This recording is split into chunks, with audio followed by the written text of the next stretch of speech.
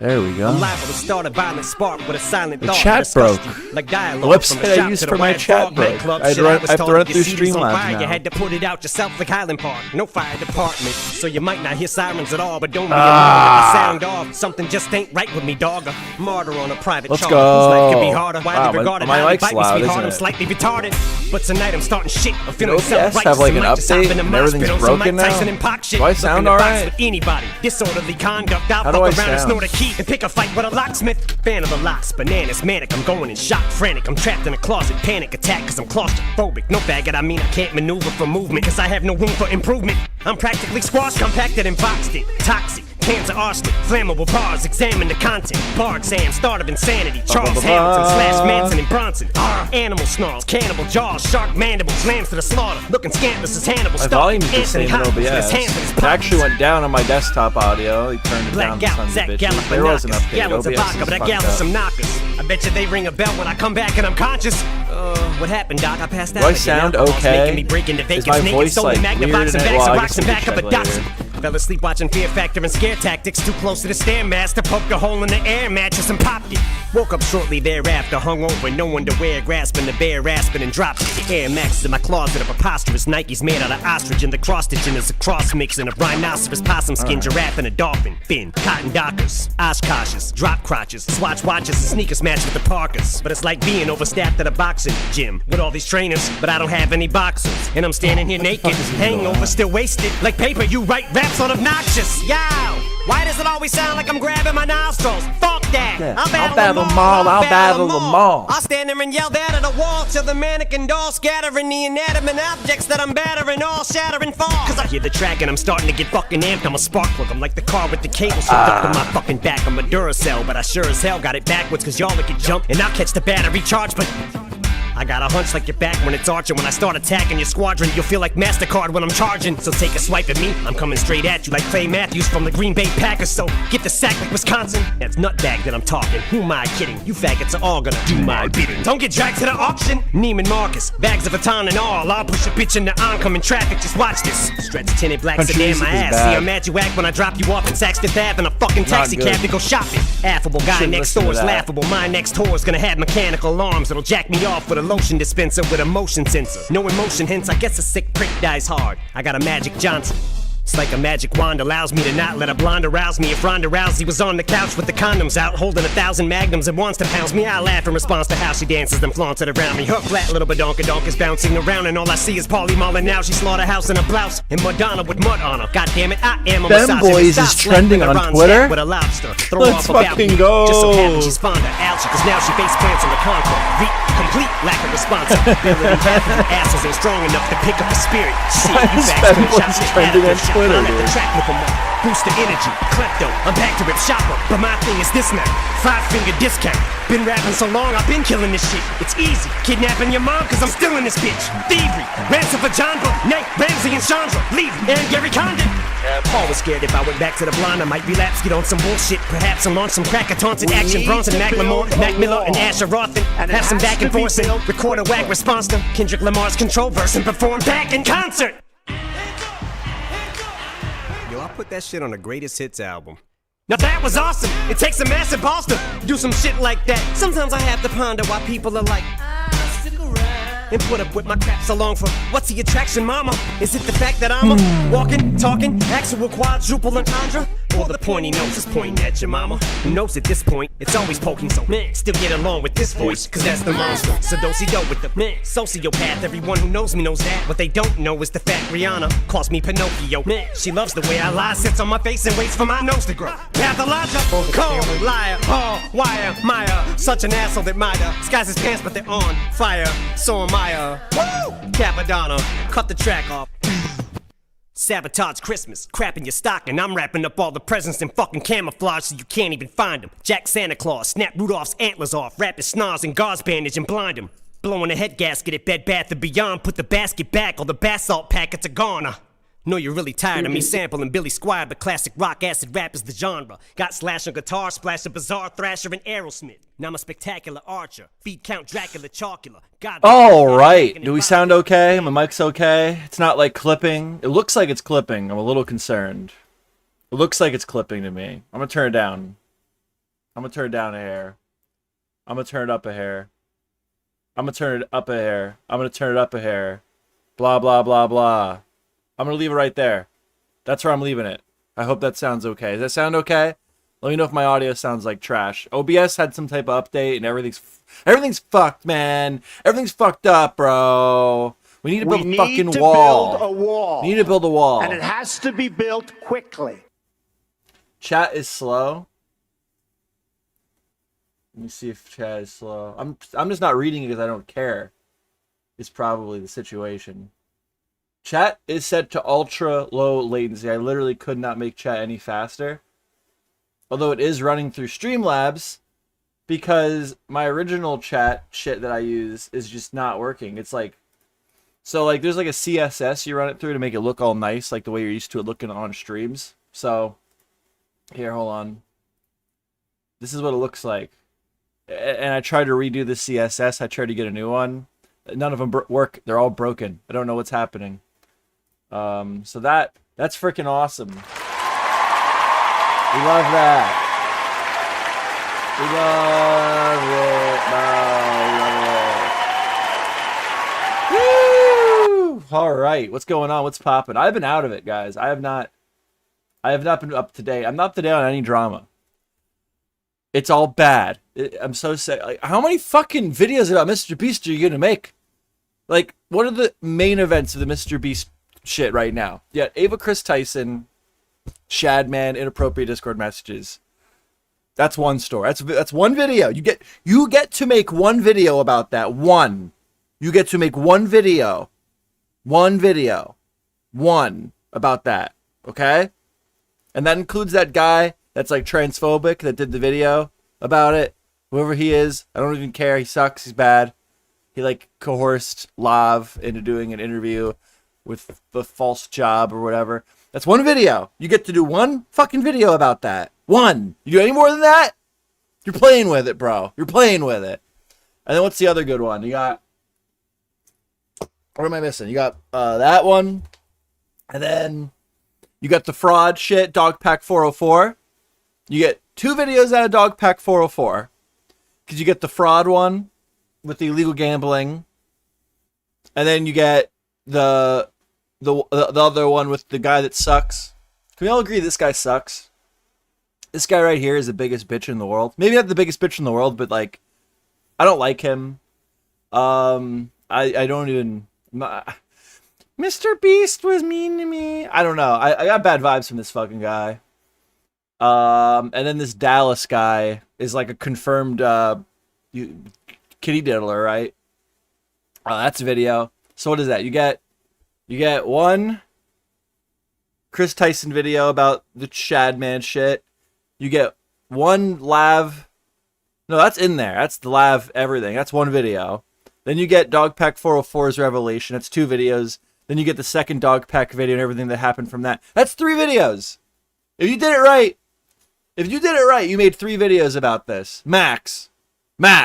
If you flip it, if you hit it more than 3 times, you're playing with it. Okay? Fucking sick of this shit. They ain't gonna take down Mr. Beast Corporation. That's nothing compared to the new allegations. Yeah, no, those are good. But what's my problem? Problem is, fucking commentary channels are bad. They're bad. Okay, they're bad. I'm sick of this shit. Just like 100 million fucking videos about the same shit. Like, can you let it breathe? Like, I don't know. Who's that one guy? Pegasus? I don't watch him. Maybe he's actually the greatest commentator in the world. I think I've watched a couple of his videos. What does he got right now? What's he pushing? You got... I thought he did a bunch. I thought somebody was showing that he did like a ton of Mr. Beast videos. My bad. I was about to roast this guy. Not roast this guy, but be upset with him. Yeah, no, here it is. 1, 2, 3, 4, 5. What the fuck? He's riding the money, brother. This guy blew. Look, he's like, yeah, he does all right. He does okay. He's 1 mil, 6 mil, 5 mil, 2 mil, 2 mil, 1 mil, 2 mil. Like, I don't know, man. I'm done. But anyway, I do want to talk about it a little bit. I don't know. I don't know much about Pegasus. I think I've watched it. I know who he is. I'm not gonna act like I don't know who he is, but I don't watch him all the time. But I'm sticking to that. If you made more than 3 videos about the Mr. Beast drama recently, you're more than 3 is you're playing with it, bro. You're playing with it. You're playing with it. Okay. So yeah, that's my statement on that. But this new shit with this Dallas guy is pretty bad. And I'm just going to jump right into that because the summary up to that is what? Mr. Beast is being accused of illegal gambling, running an illegal lottery. Mr. Beast is being accused of being mean. What a terrible sin. And he committed war crimes. Shut up. That dude could have left whenever he wanted. He had the lights on for too long. I don't like that comedian, dude. I got bad vibes from him. But the undisputable bad thing here is this Dallas guy that Mr. Beast hired to he was not only in videos, but he was the manager, right? Bad. That's like a confirmed kitty diddler. This isn't up for debate. We're not going to have a conversation over this, right? He's like got in trouble for it. I'm looking for a good video just going over everything. I didn't have a lot of time to get set up here tonight, unfortunately. I gotta be honest, I'm burned the fuck out in the internet drama, guys.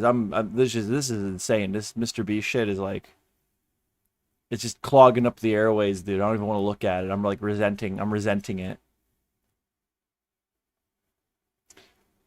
What is up, dude? Just like, you can't even like find a good video. You can't even find a good video about the Mr. B shit because people are just spamming out that they're just shitting it out. They're just puking out fucking anything with Mr. Beast all over the fucking internet, bro.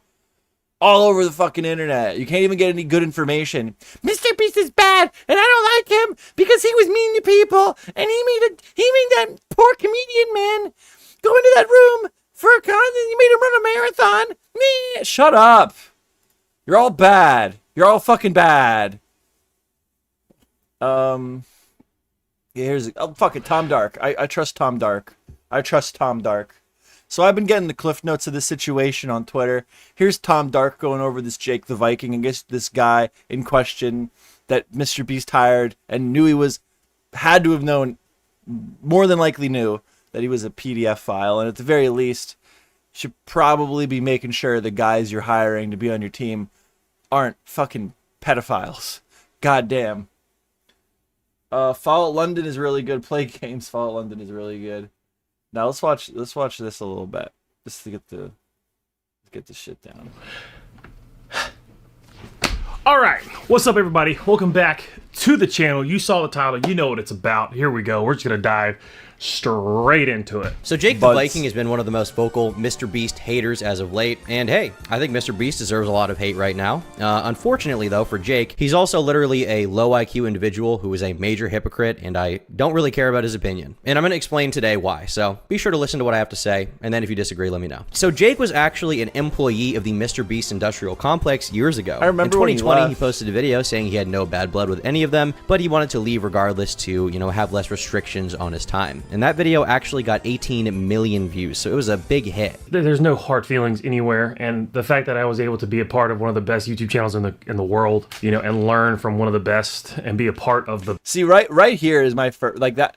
I kind of already know what's in this video, and my impression of Jake the Viking is already really, really bad.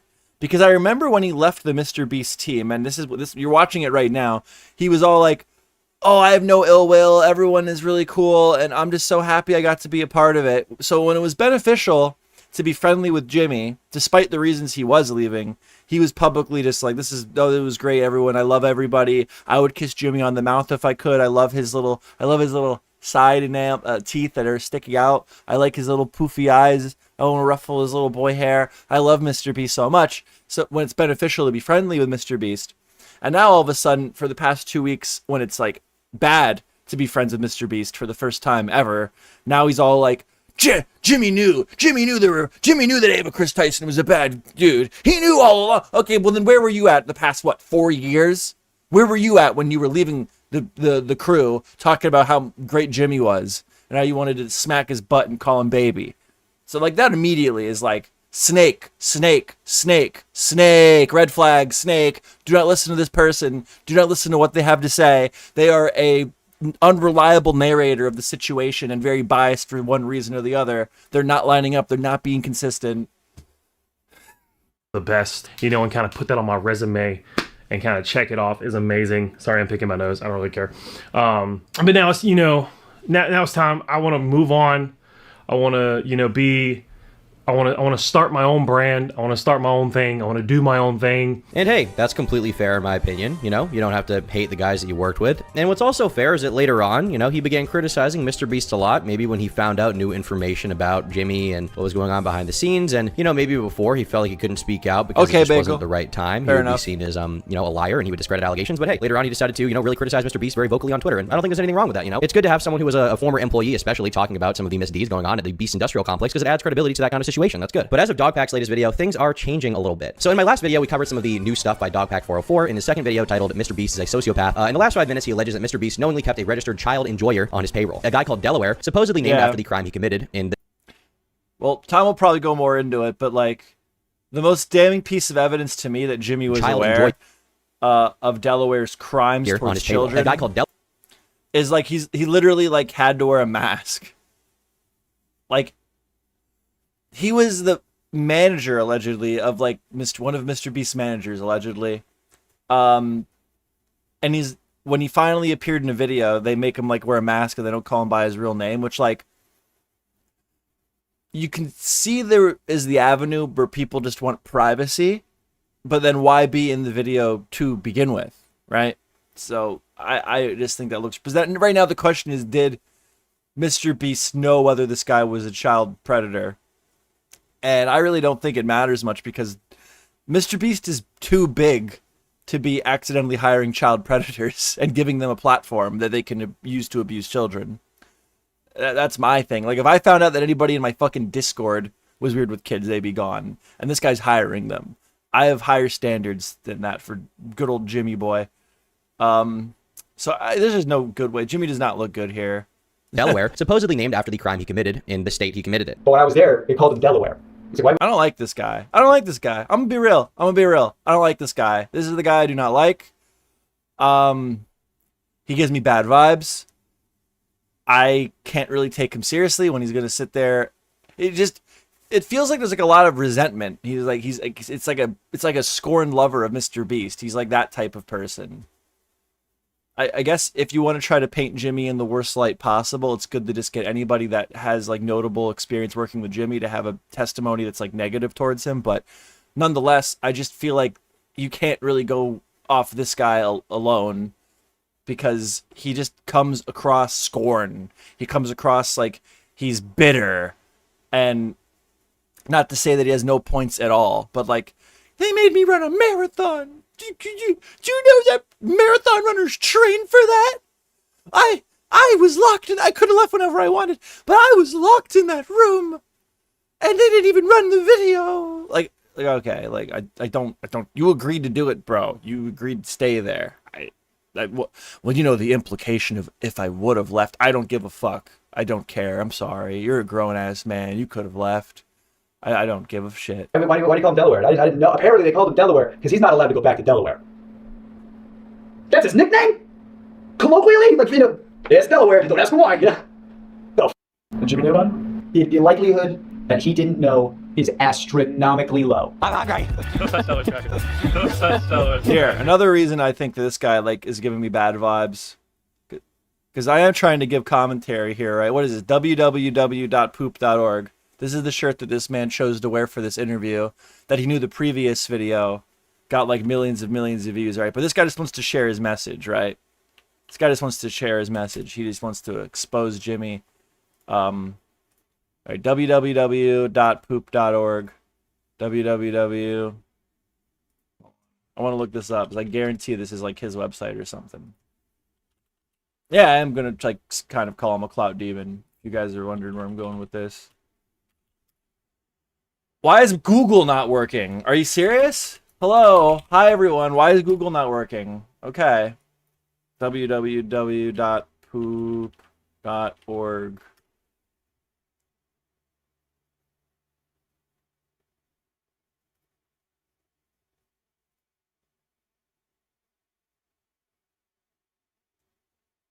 I'm getting scared of this website.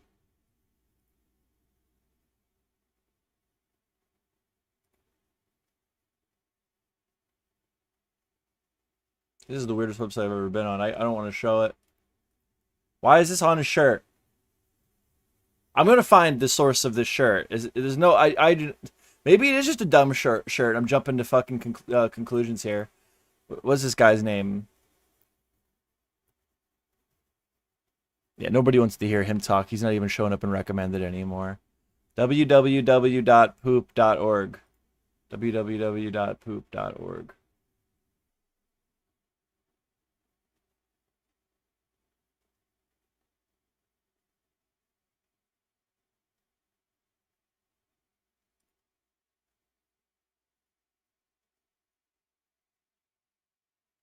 Something's wrong here.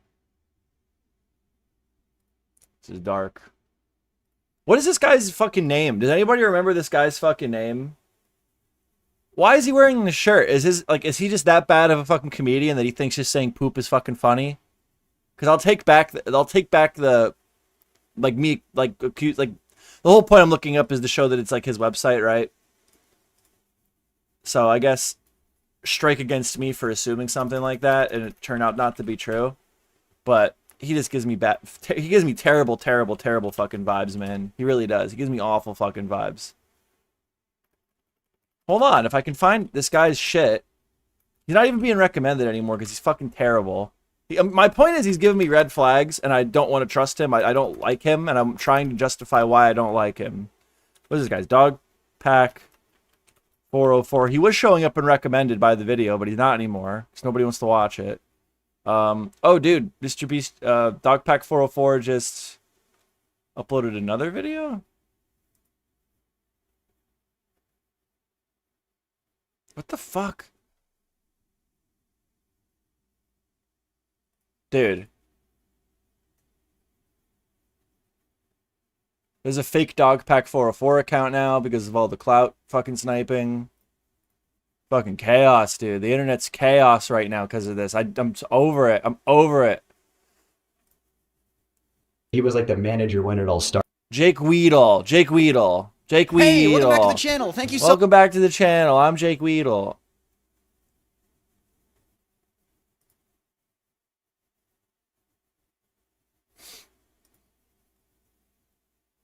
Yeah, I don't know. I guess he just thinks it's a funny shirt. So I'll take that back. I'll move on. I thought for sure that was going to be like a fucking shout out to his own personal shit. Asterisk I'm wrong, nominally though. low. And in that video, I also went over how it was quickly discovered that Jake the Viking was the brother-in-law of this person. Well, now Jake the Viking has posted a response, and I'd say he made himself look about as bad as he possibly could, given everything. But before we get into that, let's get into a little bit of history for a little bit of a reminder for you guys. So going back to Delaware, he was featured in videos, one of which had 100 million views where he was wearing a mask. So who is this guy? People ask, who is this guy, right? Well, as we saw last time.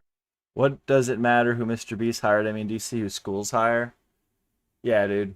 It didn't take long for people to start doing some digging. Now here we have this tweet from 2018 when someone asks, so I'm watching Mr. Beast and they keep calling Jake the Viking Delaware. Since I'm from Delaware, I'm curious why you guys call him Delaware. Now the confusion here is because Jake the Viking and Delaware have a similar appearance. They're both bearded, large men, you would probably say. And Jake makes sure to clarify here. He says they're calling my brother-in-law / manager Delaware, and because that's his name. So here we found out that back in 2018, this tweet was made, and that yes, indeed, Delaware is Jake the Viking's brother-in-law. There's no doubt about that. Now at one point, actually, after this, but before Chris Tyson and all this stuff was exposed, right? Jake had actually been called out on Twitter for this. So we just hadn't noticed, but this was sitting out in the open for a long time. Nobody just put the pieces together. And the reason why it was brought to light is because back when he and Chris Tyson had drama, Chris had called him out. And in this screenshot provided by Chris Tyson, we can see the exact same charge being listed. Wow, that's crazy. So Chris Tyson was calling Jake the Viking out for this shit, right? So the hypocrisy here is that Jake the Viking let his brother like work with Mr. Beast. Like Jake the Viking was aware that his brother-in-law or whatever the relation is, had like a criminal history for being what was this? What was this? Yeah, literally, dude, literally it's the rape. They have it right here. Convicted of the rape, 4th degree sexual intercourse rape of it says it, out of state description, rape, 4th degree, sexual intercourse, victim less than 18 years old, offender's age anywhere, but no, offender's age was 16, victim age 11. So the point is he has like a criminal past. And he was, even if, what does this mean? Offender was 16. It means he was accused of when he was 16 raping an 11-year-old. That's fucking insane. When you're 16, you're too old to be molesting 11-year-olds. Like, what the fuck? Point is indefensible. Dude has a criminal history being like bad with kids, right? And Jake the Viking knew about that, but he's going to be really critical to Mr. Beast over Chris Tyson. This guy's worse than Chris Tyson. Chris Tyson has less on him than this fucking Delaware guy has. Chris Tyson was just inappropriate with people online. There's not even any evidence that he like exchanged nudes with any of the minors or anything like that. This guy was convicted of molesting an 11-year-old. And Jake the Viking is like, Jimmy knew. Motherfucker, you knew. Shut the fuck up. Like, listed here as the Delaware guy that was in Dogpack's video. So there's no doubt this is the same person. Now keep in mind, this argument between Chris Tyson and Jake the Viking, like I said, was from June, before Chris was even exposed, before Dogpack videos about Mr. Beast. And what makes this even funnier is that Jake talked about this on Twitter in early July. Here, when arguing with someone, he says, figured you'd have a shitty response. You're shallower than I imagined. What would the actions of my brother-in-law with an instance that happened before I even knew him have to do with me? Take some time to think of a good response. So someone here then replies saying, dog, your sister married a child enthusiast, and Jake once again says, what does it have to do with me? Well, as it turns out, what it had to do with him was that he directly worked with a guy at the same company. As he said, Delaware is apparently his manager, so he has employed him at some point in time. He pays him to help him out with stuff. We know now that Jake knew about all of this, and he did nothing. In fact, he was fine having him around and employing him. Well, saying he did nothing. Okay, so Jake the Viking hired him to be his manager, is what Tom Dark is telling us. So yeah, his criticism to Mr. Beast with Ava Chris Tyson was Mr. Beast knew, Jimmy knew. Meanwhile, this guy employed a convicted child rapist to be his fucking manager. I don't even have to say allegedly because it's conviction.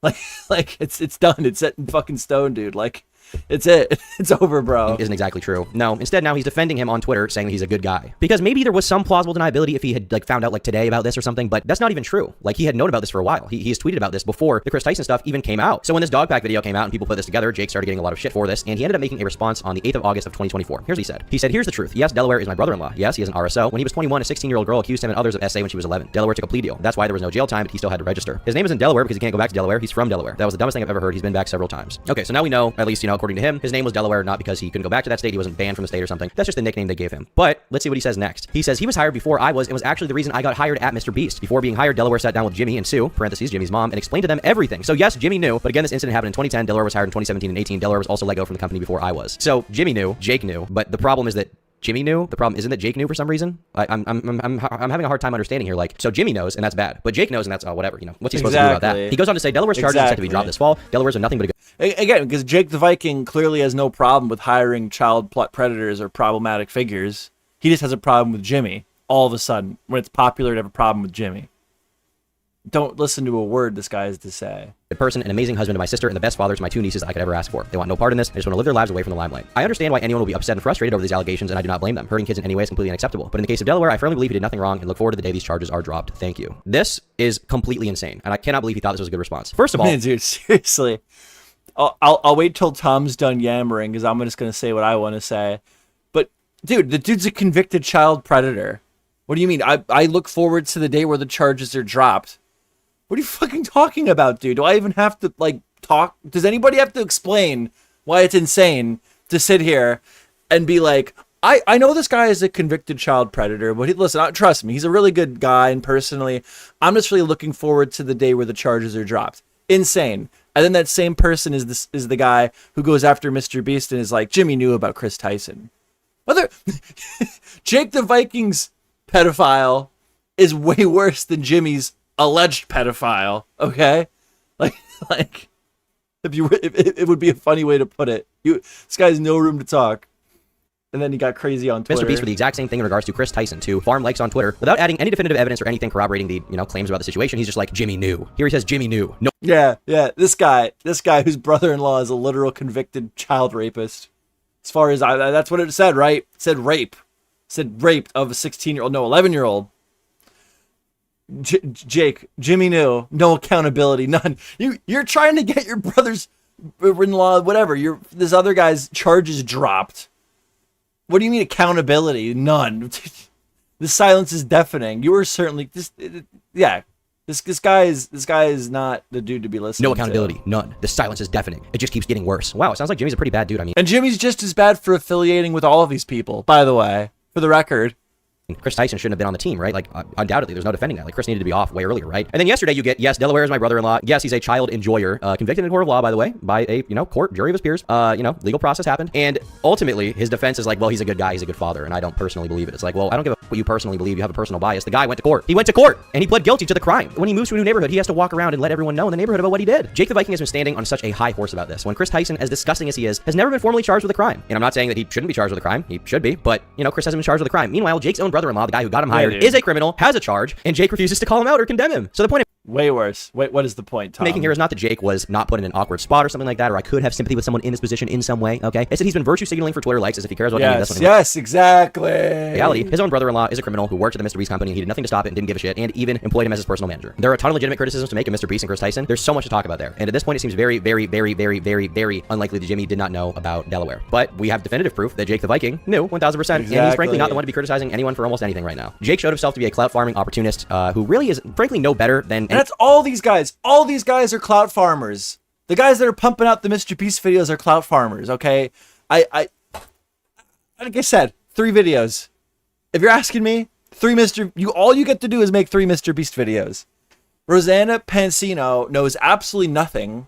She just makes vague remarks on Twitter for updates, and then when something happens, she goes, see? She doesn't know shit.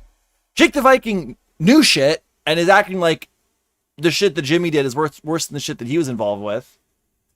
And then he went back and forth with Turkey Tom. So just because I know, yeah, this was in Turkey Tom criticizing. So Turkey Tom said to this guy to this Jake the Viking guy, Jake the Viking constantly tweeting about how Mr. Beast knew about Chris Tyson being a creep, only for it to come out his brother-in-law worked for Mr. Beast, is a literal sex offender, which Jake knew. It's so fucking funny.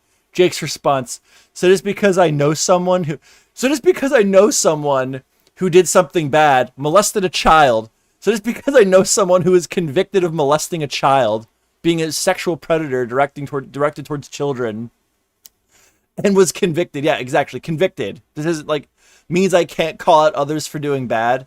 That's a wild take, Tom. Dude, let's hear what Turkish stuff that Tom has to say about that. Just know this guy. You didn't just interact with him. You didn't have one Discord call with him. He's your brother-in-law. He was working at the same company as you. You claim he's your manager at one point, which means that you were employing him. You know he's around kids right now and don't seem to have a problem with that because he's raising multiple children, okay? That's not a good sign, to be honest with you. And on top of that, you didn't cut him off. You didn't avoid contact or something like that. Instead, when it came out on Twitter, instead of condemning him, you actively choose to defend him publicly. I mean, let's look at his statement one more time just so everybody can be reminded of what he said about this Delaware guy, okay? Keep in mind the charges that this guy was convicted of in a court. Delaware was supposed to be... See, that's not even what I would want to say about that. Hold on. Let's go back here.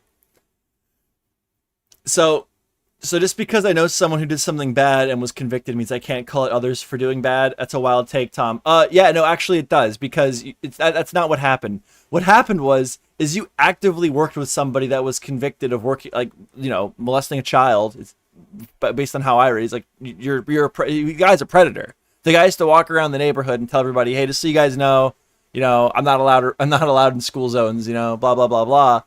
And you knew about it for years and years and years. You let him work with Jimmy. You hired him. And then you quit Jimmy's team. You keep your mouth shut. You're friendly. You like Mr. Beast, all that shit. For years and years and years, you keep your fucking mouth shut. Then all of a sudden, when it's unpopular to be associated with Mr. Beast, now you have a fucking problem. Now you want to talk. No. You lost your ability to run your fucking mouth when you actively worked with this guy and said nothing about it for years, and then amicably ended your relationship with Mr. Beast publicly. That's why you can't talk about it and call other people out, okay? You're not a reliable narrator. People don't want you clouding the water. They don't want you muddying the fucking water on this story. Because you're an unreliable narrator, Jake the Viking. Because we needed people. He was reluctant, especially in the straitjacket video, because of his charges, and that's why he wore the mask. Delaware's charges are set to be dropped this fall. Even Jake the Viking is he wore the mask because of the charges. Nothing but a good person, an amazing husband to my sister, and the best father to my 2 nieces that I could ever ask for. They want no part in this and just want to live their lives away from the limelight. I understand why anyone would be upset and frustrated over these allegations, and I don't blame them. Hurting kids in any way is completely unacceptable. But in the case of Delaware, I firmly believe he did nothing wrong and look forward to the day these charges are dropped. What reason do you have to believe he did nothing wrong? Because he told you? Yeah, he probably would tell you that. He's the one who was charged and ultimately convicted of the crime. Exactly. And not only that, you say you knew about all of it and you did nothing about it. You did not care. He was hired hired before I was, and was actually the reason I got hired at Mr. Beast. Before being hired, Delaware sat down with Jimmy and Sue, Jimmy's mom, and explained to them everything. So yes, Jimmy knew, which also means that Jake knew, he had knowledge of all of this, and didn't give a shit. And then you have people on Twitter trying to like mince words and justify Jake's actions here as if he's somehow not a bad dude or not a hypocrite. What is this nonsense? This is the guy trying to make it seem better than it was. You can't really see it because my fucking giant head cuts it off. Here, hold on. We'll go to the I'm joking. This is a joke screen. 1. The guy was also a minor when the crime was the guy. Oh, people are so fucking stupid. People are so fucking dumb. This is why people in UK are getting arrested for posting mean tweets. Because people are fucking sick of any Tom, Dick, and Harry giving their terrible, terrible, awful opinion on shit on the internet, bro. We need dislike buttons on Twitter. Ratios aren't good enough. I need 6 million people to downvote this Epic Mike guy. The guy was also a minor when the crime was committed. Okay, so he was allegedly, if I read correctly, 16 and the girl was 11.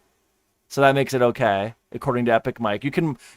It's okay if you molested a girl when you were 16, is what Epic Mike is saying, because you were a kid too. You know, so that's not bad. It's not indicative of any fucked up shit going on in your brain or the type of person you are. Because it's okay. You were 16 when it happened. What is there for Jake to say? His brother-in-law was convicted of a crime. That is what he could have said for years. For years. Tyson was actively engaging with minors. Yeah, so was his brother, to a much more severe degree, it would appear. You fucking idiot. With no accountability. Mr. Beast is the one who chose to hire him. Jake didn't have any control over that. If I understood correctly, he was Jake's manager, right? And then no, there is accountability to put on Mr. Beast for that. But I don't think that Mr. Beast carries any less accountability towards this Dallas guy being awarded a platform than Jake the Viking does at this point. Jake didn't have any control over Yeah, but he kept his mouth shut. He didn't say anything, and now all of a sudden he wants to run his mouth. He knew he was totally okay with a fucking convicted child predator working for Mr. Beast, as long as it was his brother-in-law. But when it was Chris Tyson, he had a problem with it. That's the issue. 3, Jake getting accused of clout chasing by anyone is rich. Why is it rich? The dude amicably ended his relationship publicly with Mr. Beast until it was unpopular to be friendly with Mr. Beast. Now he has something to say. That is clout shark behavior. I'm sorry. And the fact that the allegations are so severe makes it even worse, because he was willing to withhold that information for years if it meant he could keep a positive rep when it came to being friends with Mr. Beast. How many videos you and others with no first-hand knowledge are running around making? I mean, there are way too many videos on this subject. It's getting fucking quite ridiculous. As an act, that is a good criticism. Sounds like you got mad at Jake and want to get back at him. I don't know. Terrible. Obviously terrible. So chatting with minors is worse than molesting one. According to Epic Mike on Twitter, that is correct. I would disagree personally. 1. The guy was also a minor when the crime was said to have occurred. What do you mean said to have occurred? He pled guilty. Like, yeah. Acting like these are YouTube level allegations and not like something that was convicted upon someone in fucking court. Legally it occurred. Doesn't justify his actions, but leaving out context is shitty. Okay, whatever. You already watched that. I already read it. Nicholas Diorio hopping in. Jake is posting threads defending the sex offender brother-in-law willingly, and this is your response. Tyson was on a Discord server sharing nudes with 12-year-olds. No, that is not proven. That is not proven. I'm sure Tom will even say that. That is just blatantly false, fake information from Epic Mike on Twitter. This is the thing you get most offended about. You don't get offended over this imaginary thing that I just made up. That's you. And you know what? Part of me can't even be that mad at Epic Mike, because there's too many people just running. I don't think, like, as a YouTuber, you get to make 3 videos about this max. 3. Okay? These are serious allegations, serious shit. Get your bag, make the 3 videos. But I can't even be mad at Epic Mike, because there's fucking commentary guys out there that are just milking this fucking story to the point where they're starting to like fuck up the public perception. They're going to give these people an out. They're going to give these people ways to come back, like Dr. Disrespect. People fucked up that story. People didn't talk about that correctly. And he's going to come back. And he's going to be successful in coming back. Because he's going to be able to point at all these fucking dipshits who fucked up the story and accused them of shit that is never proven or never really happened. Allegedly, because we never got the Discord logs. And then they just come back and they convince people that, oh, well, look at this video. See how wrong all this was? YouTubers, to a certain, like, I don't mind if you talk about it. Like, it's YouTube news. It's Mr. Beast. I don't think it's wrong for a commentary channel to talk about it at all. But my rule on this one so far is after the third video, you're done. You don't get to make another video anymore. You're done, okay? You should have waited. We don't need daily updates before shit's confirmed, etc., etc., etc. But overall, this Epic Mike guy is a dipshit. 12-year-olds, and this is the thing you get most offended about. I don't want to defend Chris here, but that doesn't even seem to be true. Like, there's never been definitive evidence that Chris sent nudes to a kid. They sent graphic artwork to a kid, and that is bad enough. In my opinion, that's just as bad. That doesn't make it any better. But this guy just complained about things being left out or taken out of context, and then he made a claim about something that never even happened. Like, this is such brain rot, and I assume this guy is like a fan of Jake or his friend. I don't really know, but this is like a level of sweeping I cannot fathom for someone who is clearly virtue signaling and spineless over this issue. Now, Nathan, one of the victims from Chris Tyson's Discord server, also spoke out in defense of Jake. So let's see what he had to say. I'm going to try to avoid shitting on Nathan here because he was an actual victim of Chris in the situation. So give him a little bit more leeway here. But I do think this kind of defense is pretty wrong, so I want to explain why. So here he says, so we're canceling Jake the Viking for not disclosing that the guy his sister married is an RSO. But Mr. Beast knew he was and hired him. Not only did he hire him, but he made him the manager. I think we're focusing on the wrong thing here. How is Jake to blame for his brother-in-law's actions? Well, nobody said that he's to blame for his brother-in-law's actions, but he's to blame for his own actions, and his own actions in this situation are very dumb and irresponsible. How is it his responsibility whatsoever to ever inform anyone of what happened when his brother-in-law has already gone through the justice system? What? What are you? I'm sorry, Nathan, what are you talking about? If somebody has already gone through the justice system and they were convicted of being a kid, they got formally charged, and then you have them in YouTube videos. Yeah, that is brain rot level shit. So that happens sometimes, right? Where a good example would be, oh God, I don't want to say any specific examples because I would need to read up on exactly what happened. But the guy went through the justice system and was convicted of something. He didn't go through the justice system after being accused of something and come out with the justice system concluding that the allegations were false. He went through the justice system and was confirmed to be a threat to minors to the point where he had to register. That doesn't validate you. Like that's an argument that you would put on someone who like served their time and maybe the charges weren't so severe. It was something a little bit less malicious. That isn't something you say about a guy that was considered by a court to be a threat to minors. Now, there are like dumb little instances that I'm aware of where you can be put like on the registry for like peeing in public, which is ridiculous. Those are bad cops and bad judges. And that's why that is stupid, because like I don't know, people peeing in public, you shouldn't be put on the registry for that. That's ridiculous. It gives like actual PDF files a way out, because there are stories of like people peeing in public outside of a bar and now they're like a convicted fucking like registered sex offender. That's insane. But this isn't that case. That's not the scenario here. This guy was convicted of actually assaulting a child and had to be put on the registry as a result. This isn't a case of like, they went through the justice system, so they're okay now. Videos that a bunch of kids can see, and you have them over to your house. What responsibility do you have to inform people of that? I don't know. Maybe there are risks to other minors, and that should be talked about. Maybe that's the responsibility, actually. Like, you would not ever give the same charitability to Mr. Beast, by the way. You would not. And you can say, oh, well, he's the one who hired him. Okay, but Jake worked directly with him, knew what he had done specifically, didn't really seem to give a shit about it, and apparently he's okay with that guy being around kids right now. So, what are you talking about? At the end of the day, Jake did nothing wrong, and I stand by that. He's not a hypocrite for staying silent about his brother-in-law whilst calling for the conviction of Chris. No, he is a hypocrite. His brother-in-law's been through the legal process already. Okay, so just because somebody goes through the legal process, if they go through the legal process for murder, is that still not a bad thing? If somebody goes through the legal process for being a file, is that still not a bad thing?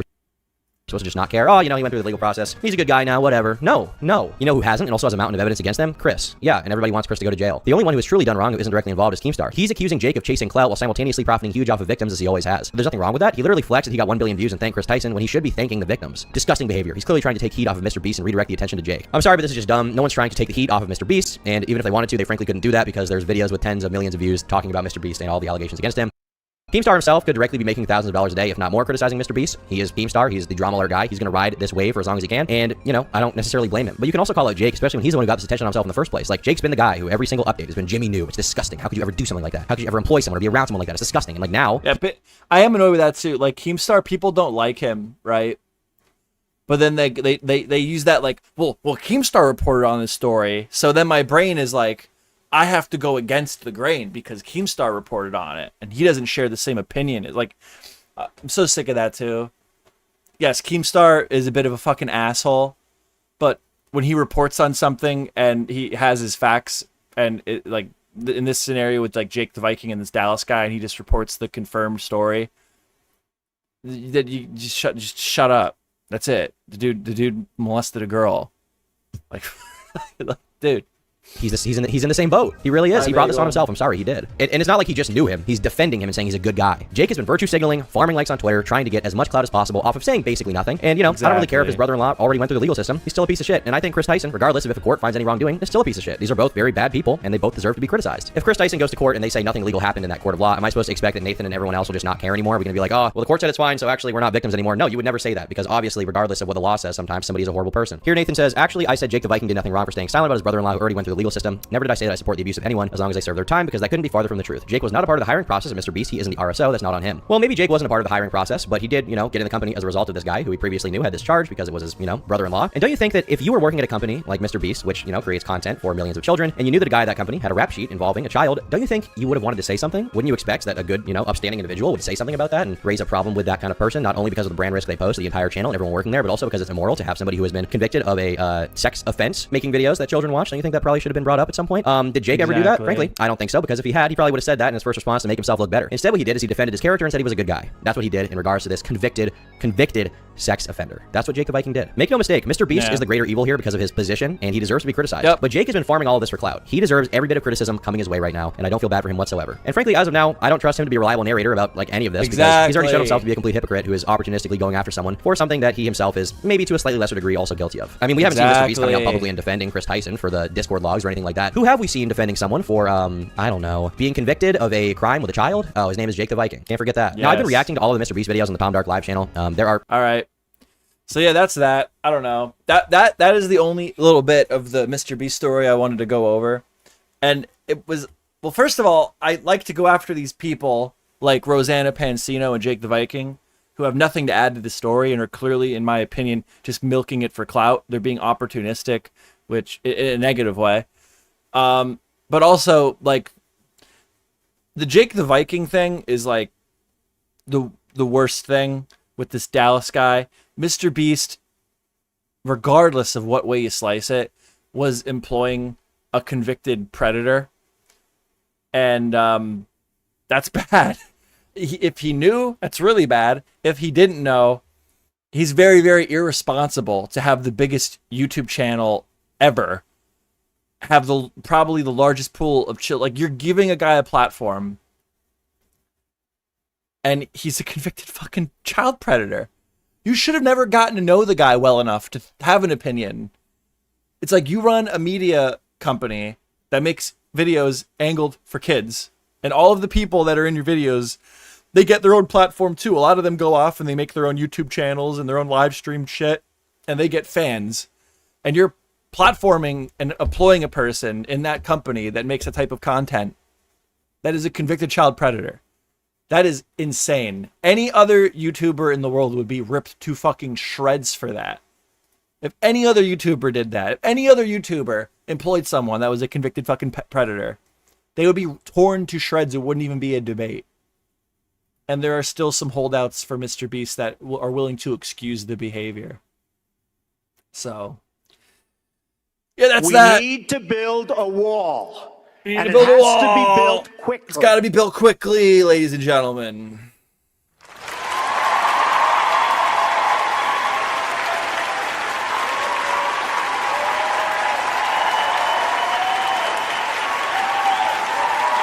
Stop. We stop. And we stop. What else is going on in the world today? Oh, there was a good video by Harmful Opinions over the Nox Taku shit. You want to watch that? You guys know who Nux Taku is? Let me look up Nux Taku's channel. So this guy's a bit of a fucking worm, it turns out, in my opinion. I used to like Nux back in the day a lot more. I honestly I feel like I just grew out of his content. It's just not for me. But he's got some accusations here involving the Mr. B shit. And he is another guy that the nature of what he's being accused of, in my opinion, makes him an unreliable narrator. And he does not get to comment on the Chris Tyson drama or the situation with Shadman. And a lot of people are not covering it a lot of commentators. This is not getting as much coverage as I believe it deserves, and that's why I do want to talk about it. So this dude right here, this is Nuxtaku, pretty popular. He has a podcast with some ordinary gamers, and he's fucked up things in the past. Like he was, listen, let's not get sidetracked. I was gonna bring up the Mama Max stuff, but honestly, a lot of commentators fell for Mama Max's bullshit. But a video that ties Nuxtaku's affiliation, the whole story here with Mr. Beast and Chris Tyson, it gets pretty well. Oh god, I forgot how long the it Chris was. Tyson drama. We'll skim through here. This is a video by Harmful Opinions where he makes up some really good points against Nuxtaku, because there is a video that was viral where Nuxtaku was like publicly now saying that he had no proper affiliation with Shadman, and then it was kind of up to debate. It was like, oh well, if you think this is good or not good, whatever, blah blah blah blah blah. And I was kind of on the fence of whether Nuxtaku really deserved the level of criticism that some people believed he was deserving of. And then I watched this video from Harmful Opinions, and I was like, oh no, Nuxtaku is a bit of a fucking snake, ain't he? It looks like. Following the Chris Tyson drama explosion, which included people taking issue with Chris's association with and apparent fandom of an artist called Shadman, many people were quick to call out those who were outraged for perceived double standards. Now, if you don't know, I'll real quick say that if you live under a fucking rock, Shadman is an artist who drew Lolly, which is little girls being depicted in inappropriate ways. And that's a light way of putting it. And the shit that Shadman was drawing was probably the worst of it, I would hope. And that's a whole story in itself. But Chris Tyson, Mr. Beast, the guy, Mr. Beast guy, you don't know who that is, blah, blah, blah, blah. He had a pretty strong connection to Shadman, which Nuxtaku pointed out and criticized. But Nuxtaku also has a pretty decent connection to Shadman as well, which is what goes over here. It wasn't just Chris, they said. Many people associated with Shadman and propagated his work, a portfolio which most iniquitously includes pornographic cartoons. Yeah. The VTuber called Nuxtaku. And it seems Nuxtaku had private conversations with Shadman throughout 2021. Curious! 1.3 million views, 200,000, 100,000, 100,000, 100,000. The point that I'm trying to make here is, for some reason, I became the goddamn enemy numero uno when it comes to this freaking bullshit. I will quickly say, based solely on the content of the video in that tweet, his involvement with Shadman would seem relatively minor. Yeah. And I'll skip ahead here where I see them talk about more, but like, Nux tried to lump himself in to the group of creators that only would like respond to Shadman on Twitter.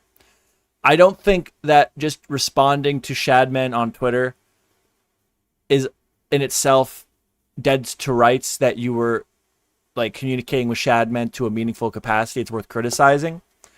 And I think a lot of people share that opinion, which is why Nux tried to paint himself in a picture that lumps him in with that group of people. But it was later, if we go further here, there's more than just that. A lot. Someone tags me, probably this guy, I don't remember what this was about. Shadman says, a bit too middle school. I say, want to collab? He says, Lamau, no, but your heart's in the right place. I say, understandable, have a nice day. I'm here when you come around. This information was amplified. So that was Nuxtaku talking directly to Shadman, direct messages, talks and collaborating with him. To a large audience by Keemstar. But Nuxtaku had an explanation. People are making this as some sort of, I am supporting him and I'm trying my best to become friends with Shadman, this monster. Which is fucking stupid if you know my content at all. I troll, confront people when I collab the same way you do, talking to Keemstar, on LOLcow, and if you watch my videos, you know that. I don't mind if you hate me, but at least hate me for the right reasons. Ah, so it would have been a confrontation. He would have owned Shadman.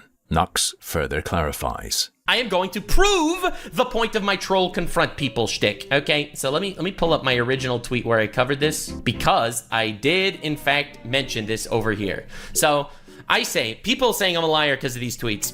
Aside from not knowing the extent of his shit then, meaning I didn't know about the Keemstar daughter shit, I'd collab with all kinds of scum. Most of my collabs are trolling, and I was gonna grill him. I'd interview EDP. I've never commissioned, promoted, been friends with him. Okay, you could easily imagine someone getting EDP onto a call to treat as a punching bag. Although, perhaps simply imagining things isn't enough, and it certainly wasn't enough for the YouTuber Lyrics. Lyrics, commentary YouTuber fellow, says, good faith question, hoping you could clarify. This is huge, because most questions, not at all good faith. So you didn't know the extent of his shit then, but you were going to grill him at the same time. If you did get that collab, what would you grill Shad on? From what I remember, he was known as the guy who drew minors sexually. You didn't know that? The rare good faith question. I knew about the lolly stuff and some of his art, like the bestiality with fictional children, etc. Definitely enough to grill the guy. Holy shit, there is so much more. Like, there is so much more than just that. That is the worst, and that would have been the hard cutoff for me to not even respond to the guy, probably. But I legitimately was gonna grill the guy. If you've seen my collabs, I didn't know about Keemstar's daughter, although that's the less important part of my tweet. Collabs are not promotions or condonement in any way on my channel. He would have bullied him, crushed his soul over lowly bestiality. I should disclose to you at this point, dear viewer, the fact that I have a little bird sitting on my shoulder who goes by the name Nicandros and is a regular in my Twitch chat. He's shown me some things, and because of that, this is where I start to feel a niggling doubt. For instance, I mean, he did specify clearly child bestiality is what he has an issue with, so it's not like you just saw, the criticism I guess becomes with Nux is that he was actively using Shadman's art in his thumbnails. He's like, well, I was gonna roast it. I was like, yeah, but like, are you really roasting it? Like, it's like the equivalent of I can't think of an equivalent. To me, what it comes across as is Nux is like profiting off of this inappropriate material, which it's not being really done in the fashion. It's being packaged in the fashion like he's disavowing it, but it's kind of like a, wow, look at this. This plays the entire video. This is just awful. Do you see how awful this is, guys? You see how awful that? Wow, this is crazy. So it's like, to me personally, it comes across like he doesn't actually have a problem with this type of content. But in order for him to show it on his channel so people can watch that type of content, he packages it in a way where it's like, this is crazy and awful, guys. Are you seeing this? Like, it's that would be a good equivalent. It's like when something happens, it's like a girl's nudes get leaked, right? And they're going on about it on Twitter, and you get that comment. It's like a meme at this point. It's like a joke. You get that comment where it's like, oh my God, Shoe Nice's nudes got leaked? That's terrible. Send me the link right away. It's like you wanted to see the nudes, and you want to see the nudes, and you want to ask where to see them, but you can't just act like you want to see them because you want to see the girl nude. You got to ask for it in a way where it's like, that's terrible, that's awful. You better send me that right away so I can do something. It's like what Nux is doing. He's like, he wants to show this content. He wants to put the freaking lolly hentai in his thumbnails so people click on it because they want to see the lolly hentai, and he knows that. But in order to do that and not catch flack for it, he has to package the video in a way where it's like, this is awful. This is just terrible. This is crazy. In my opinion, that's what Nux was doing with Shadman. not the same, but goddamn, the line for what he considers freak shit suited only for ripping on has got to be a bit closer to Shadman than it is for me. I mean, cartoon woman being raped by a dog in a public humiliation ritual crosses it easily for me, personally. You know me, I do love making a spectacle of strange things, but this is just bait for who knows what kind of person to click it and then watch him react to a speedrun fail compilation. Exactly. That's pretty much what I said, only he's much more creative with his language in a good way. What kind of fish are you gonna catch with a worm like that on your hook? This kind. Yeah, look, and here's an example. Like, this is, like, people are clicking this video to watch the lolly hentai, and Nux is able to upload it to his channel for people to watch it as long as he sits there and goes, "This is horrible." And this person's clearly watching it in a way where they just want to see the lolly hentai. They don't care for the criticisms. And this is the easiest way to access it, right? Because it's just on YouTube, right?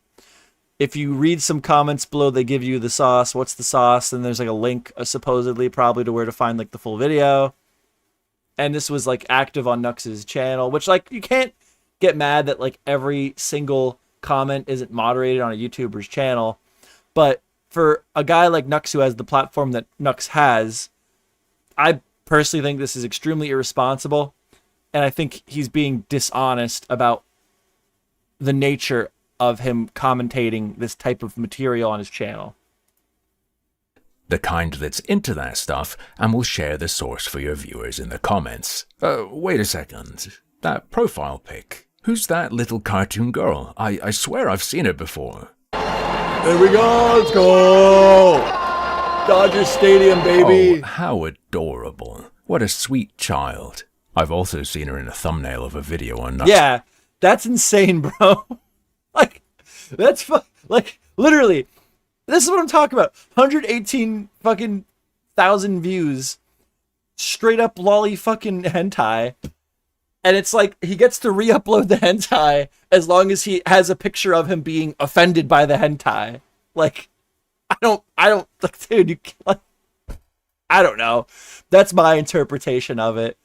I think it's very, very inappropriate. Taku's Nuxanor channel. A rather unwise reverse image search on Google eventually leads you to a hentai site page where the image, which features an erect penis that had just been cut off for the thumbnail, is tagged with, among other labels, imminent rape, loli. Further, on the topic of his viewers being inspired to seek the porn he showcases in thumbnails, although he does sometimes help them out by pinning the porn artist's name when it's commented. What? That's literally it. That's literally it. That is this girl's nudes got leaked. That's it. That's terrible. You better give me a link right now so I can do something about this. Nux is out here like, oh my god, this hentai is disgusting and deranged. Here's the name of the artist if you want to look it up. Like, what?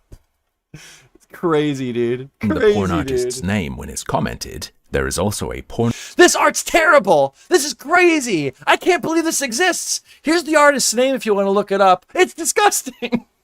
What? Sick fellow on the fan-run Nuxtaku subreddit who goes by reality_false, who is a prodigious source poster for everything else. He posts the thumbnail and shares where the porn's from, or at least he did until he was apparently banned 3 years ago.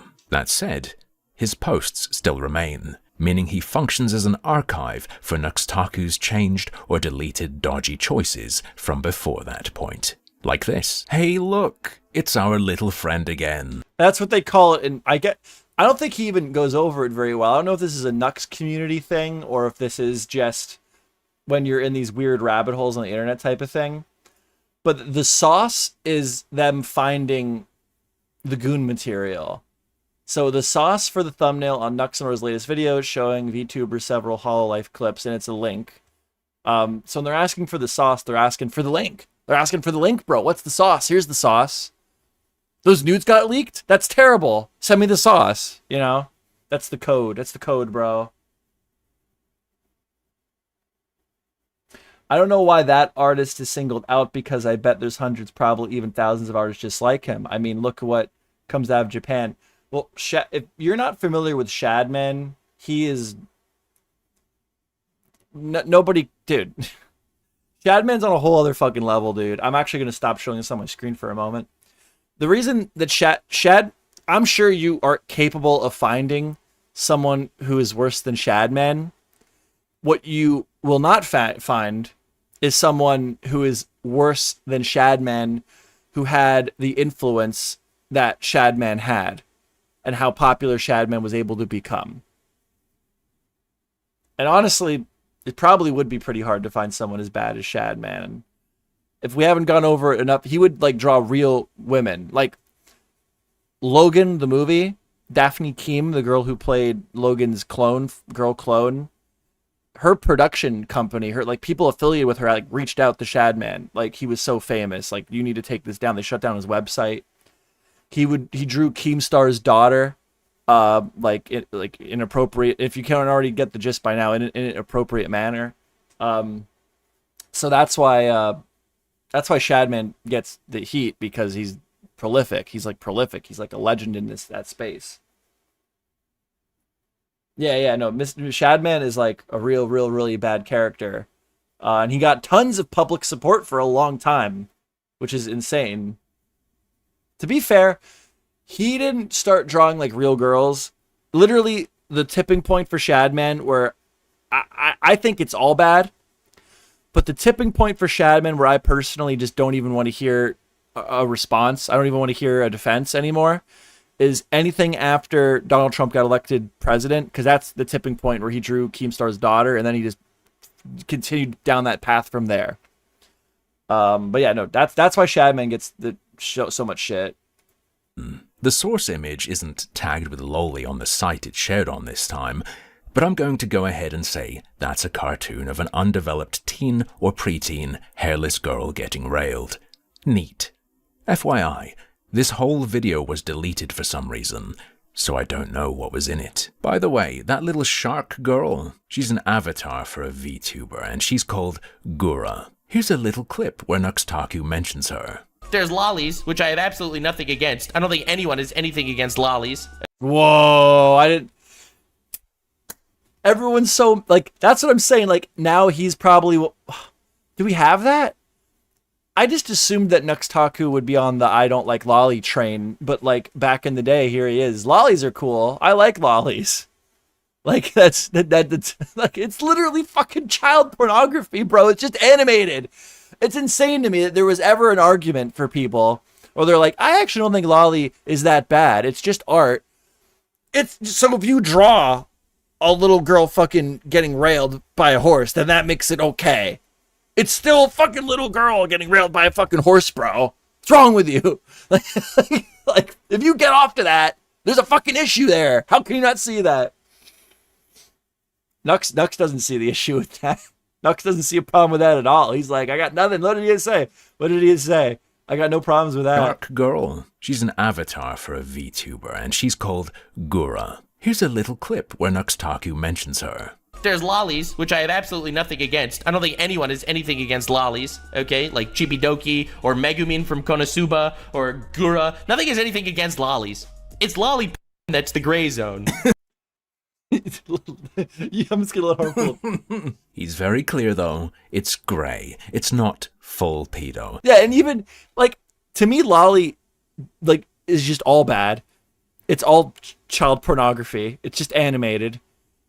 But then he's like, well, lolly porn is the gray zone. He's not even condoning it in a like specifically acknowledging it in a pornographic sense. He still sees no problem with it. Nuxtaku said that drawing little girls for porn is a gray zone. His thumbnails aren't full pedo. It's sus, but they're just cartoons. This guy's pinned tweet that he retweeted is this. All right, look, it's lewd lolly stuff. That's a line. All right, lewd lolly stuff. That's the gray zone, not actual pedophilia, but the gray zone. I'm a bit harsher regarding people who are aroused by depictions of children, especially depending on, you know, how realistic the proportions are, but I can tolerate that perspective elsewhere. I've heard him go into a bit more detail about his thoughts. This is like one of those debates that in the anime community, it's so divided. Like, there are actual people that think it's not weird to fetishize lollies. I'm just saying. He did do it. There we go. That was the question that I had. Now he's like against lollies. Dude, this guy's... Dude, Nux is a fucking snake. Nux is a weirdo, bro. Nux is a fucking weirdo. Nux is a fucking weirdo. I'm just saying. He deserved the criticism. I wasn't sure if he deserved it or not, but he does. Definitely better to fetishize lollies than real-life children. That's not the debate. But He's giving the fucking lolly defense right now, bro. He did it. At 790,000 subscribers, he was given the lolly defense. Doesn't make it not weird and cringe and something that I would keep away from. Weird and cringe. Weird. Yeah, dude. Lollies. Yeah, the lolly shit. It's weird and cringe. You know, my kid. Even when he's being critical of it, it's like super like light punches, bro. Per se. Quite a light tone, so I'm still not really buying the idea he'd have been super hostile to Shadman in a collab. Be real, it would have been light ribbing that any weirdo cartoon cunny connoisseur has heard a million times. But I wonder, how does that opinion play out in terms of letting children around the kind of people who use lolly porn in their thumbnails to expose a mass audience to such material? Just a thought. One more little thing I want to peep before getting back on track a bit, presumably with this being his take on lolly, his take on... What have we got here? VTubers probably shouldn't use childlike models. Problem is they all use childlike models. Well, I don't really agree with that because the VTubers aren't like being... They're like Guru... And I'm not very familiar, but when I did the video about the lolly... Not the lollies, fuck. I'm getting all my words scrambled here because of this video. With Guru and the HoloLife people at Dodger Stadium. I watched a little bit of it to try to like just familiarize myself with it a little bit. And I don't think that their content is like sexual. They're just cutesy anime avatars. And that should be allowed to exist. There's no problem with that. I don't think they're doing anything wrong. The problem is there's freaks on the fucking internet that make it a problem. But it's like trying to think. There's examples. I don't want to give a specific example, but there's examples of like younger people, like girls on the internet, and it's like they're not like Pokimane is like the least sexual streamer ever, and there's people that like tie her into all of the booby streaming because her people in her audience sexualize Pokimane, although Pokimane is not sexual. So it's like if you really want to like go down that pipeline, it's like Pokimane's not allowed to make content on the internet because she's a girl, and people are always going to sexualize her because she's a girl, right?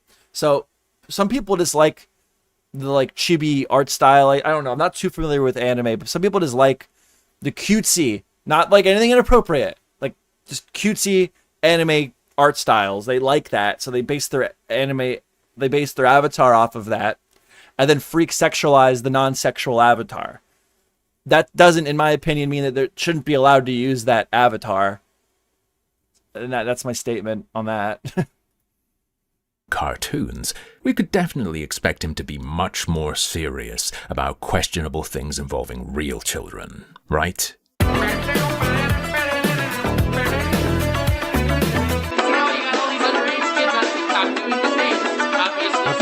All right, we're skipping that a little bit. That's not funny. That's the other thing. Extremely concerning. For clarity, the words I heard him say were, "So now you got all these underage kids on TikTok doing the things.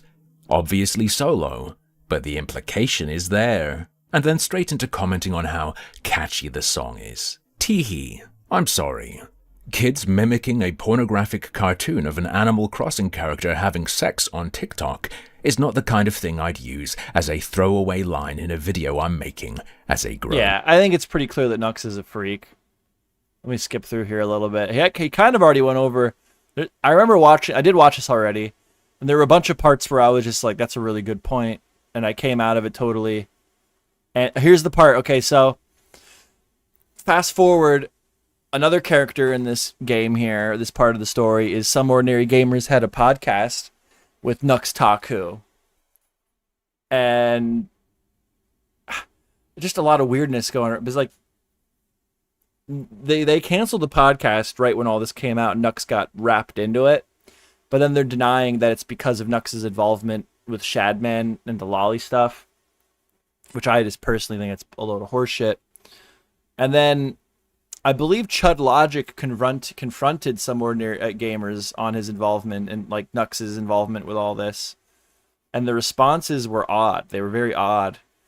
He goes over this as well. So I want to skip all the stuff in the middle here and just kind of skip to that part. Where is it? Chris? Yeah, so here's the Chris Tyson situation. Out of every possible way. Yep, seems true too.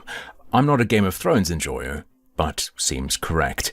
And I know it seems true because I checked, and I regret checking. I knew about the lolly stuff and some of his art, like the bestiality with fictional children, etc. Yeah, the collection of images the thumbnail pic came from includes such an example of child dog rape. Now, I'm not saying he's I want to skip to the Hillary Samurai Gamers Clinton part. as confident that some was less that he realized it was Shadman, and more that he realized people pointing out so loudly that it's Shadman was an issue. Merely a possibility. Folks, at this point, forget roasting Shadman, forget trolling him. I think that guy's in jail anyway, the time has passed. Maybe this Nux Taku guy is the one in need of some flames. Seems like a soft target for ridicule to me. Ooh, maybe someone should troll collab him like he was gonna do with Shadman. Any podcast that would do something like that? Having said that, as you know, I'm not an, oh no, you gotta block the weirdos and potential creeps and never interact kind of guy. But he wouldn't be my first pick of teammate. I wouldn't have him as a consistent podcast member, just my taste. So when controversy flared, I wasn't surprised to see this. Mutahar, who ran a podcast with Nux Taku, talking to friend of the stream, Chud Logic, about it. Mutahar initially explains his uncertainty about the situation. He did tell me, like, they interacted before. I think it was, like, the collab shit. Okay. And from just, like, behind the scenes, he told me that this was all, like, a fucking joke or something at the time, which is, like, I never pressed so the one thing I do want to say is I totally believe that some ordinary gamers didn't know the severity of Nux's involvement with Shadman. Although it does seem odd that some ordinary gamers wouldn't have known about the thumbnails that Nux was using. But I guess that does, that's a debatable thing, right? But yeah. I think there's wiggle room for some ordinary gamers here. I don't think some ordinary gamers' involvement in friendship with Nux Taku is initially worthy of criticism towards some ordinary gamers. Hard into that, just because I have no knowledge of like how far his relationship goes. In spite of the uncertainty, though, things quickly got both spicier and muddier. Are you going to keep him off the podcast? No, we would cancel the podcast. It's not happening. The podcast is done. This is hard because obviously, people won't be podcast is done. Yeah, podcast is done now. Wait, what? Yeah, the podcast is over. We are not filming the last episode. It's over. Pretty nuclear statement in this context. Is that are you serious? Yeah, we're not doing the podcast anymore. It's done. Why? We're supposed to film on Tuesday. Well, there's a couple reasons for it. A lot of that was obviously some of the Shad stuff too, because we were kind of sitting there, we're like, me and Caleb, we were just like, this is, I don't know, it's weird. The other thing was we just want to redo things, maybe like. Yeah, I think that's the end of it, right? I think Oompaville and some ordinary gamers were like, okay, we're seeing the Nux stuff now, and it's weird. We want him gone. And then just out of like a courtesy to probably at this point a former friend, after saying that, then some ordinary gamers is like, and also we did just want to restructure stuff anyway, which that's speculation, but come on, this timeline seems awfully convenient for them not to be ending their affiliation with Nux because of his affiliation with Shadman and all this lolly bullshit. 2 months down the road or something between each other, and that's kind of where we're at. This is the key snippet. 2 things are mentioned. The podcast ending and an episode being cancelled. And 2 reasons are given. The Nux stuff being weird and an apparent plan they already had. Do the 2 reasons apply to both? Does one apply to one? Does one apply to the other? Like Taku getting iced out.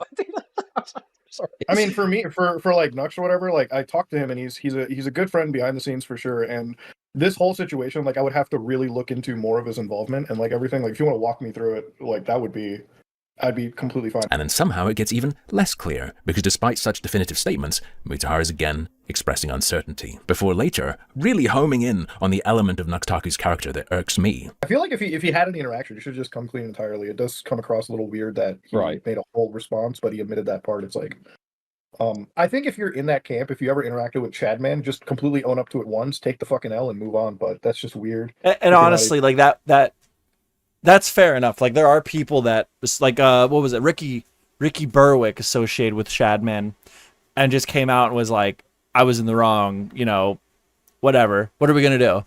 Because there was a period in history where like Shadman was like a very, very like approved creator, and not everybody is keeping up with every little fucking thing with Shadman, especially creators that don't just follow internet drama and gossip. So, if you did like publicly interact with Shadman or like at all really. And people are criticizing you for that now. I mean, what more is there to ask than for you to just be like, yeah, you know what? I really shouldn't have been doing X, Y, and Z and associating and saying this and that. That was bad because this person is bad and I disavow it.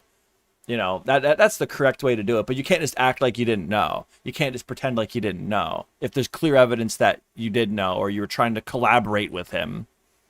And even then, like if Nux would, like, I don't know, if Nux would just say, yeah, I was trying to collaborate with Shadman and that was really fucked up. I don't know what I was thinking.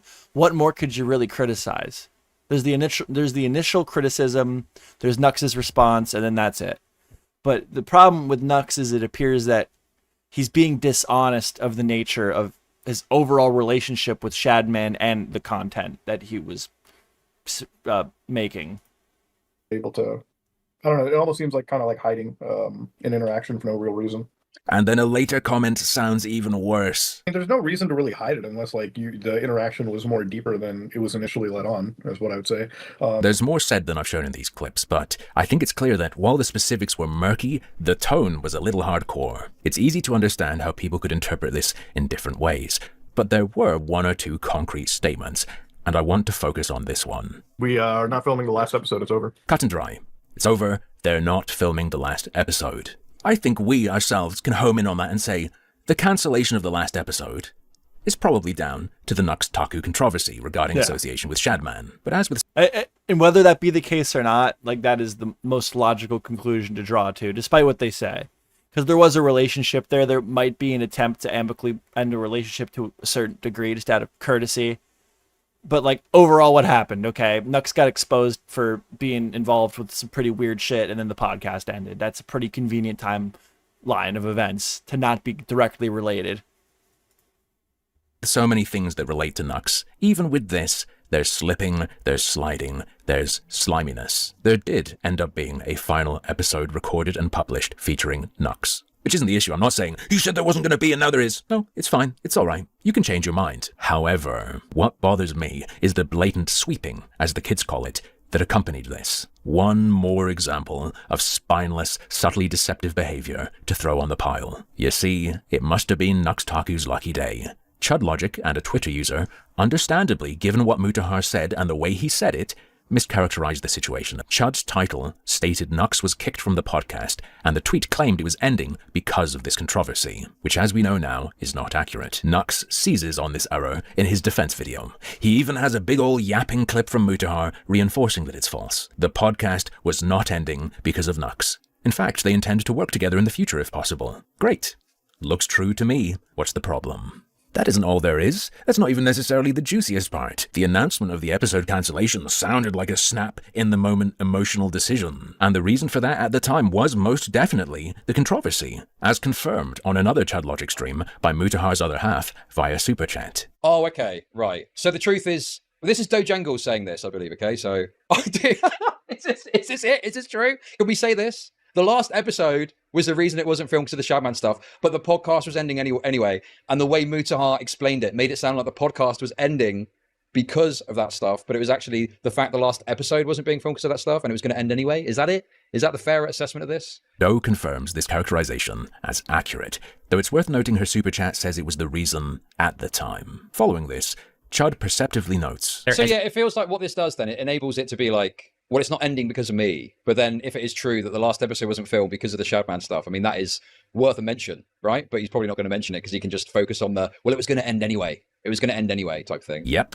He lays it out again. I think it's probably true the podcast was ending anyway. And it's just the final episode isn't being recorded because of this little drama that happened with the Shadman stuff, right? During this, Doe chimes in to say that the last episode has, in fact, been recorded. They backtracked, as we know because it's been released at this point, with a full cast. The otherwise perceptive Chud misses this in chat and proceeds to theorize. Like, clearly, to me, what this seems like is, like, they don't want to fucking burn Nux Taku super hard over this. So they're giving this little out of, like, we'll make it about the podcast ending without really talking much about the reasoning for the last episode not getting filmed. That's what it seems like to me. To which Doe replies and confirms they don't want to burn him. They're still friends. Yeah. Or Fwens looking out for Fwens. So it's a sweep. So that is a minor sweeping. sweep, but a sweep nonetheless.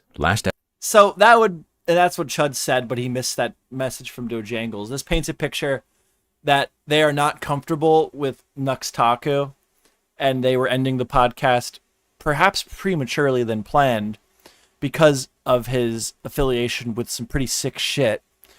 But out of courtesy from being former friends, they still wanted to give him an out publicly. And even with Dojangles, Some Ordinary Gamer's wife, her chats to Chud Logic there, it still is the picture that it seems to all paint when put together.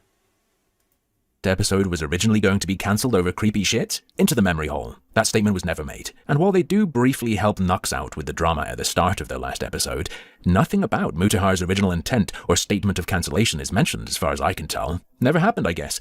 Doesn't matter. Not pertinent to direct discussion of the drama that was directly responsible for this episode being planned to never occur. In fact, I feel really sleepy.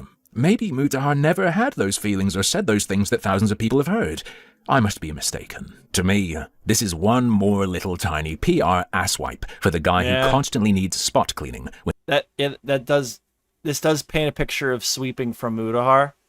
Oompaville hasn't really said anything about it, but yeah, this paints a picture where it's like, listen, you're into weird shit, Nux, and we need you gone, but I'm going to give you an out because you were good to me, we were friends, but you're gone. And so, and then, Some Ordinary Gamers is kind of appearing to be a bit dishonest with his opinions on Nux and his affiliation to these things.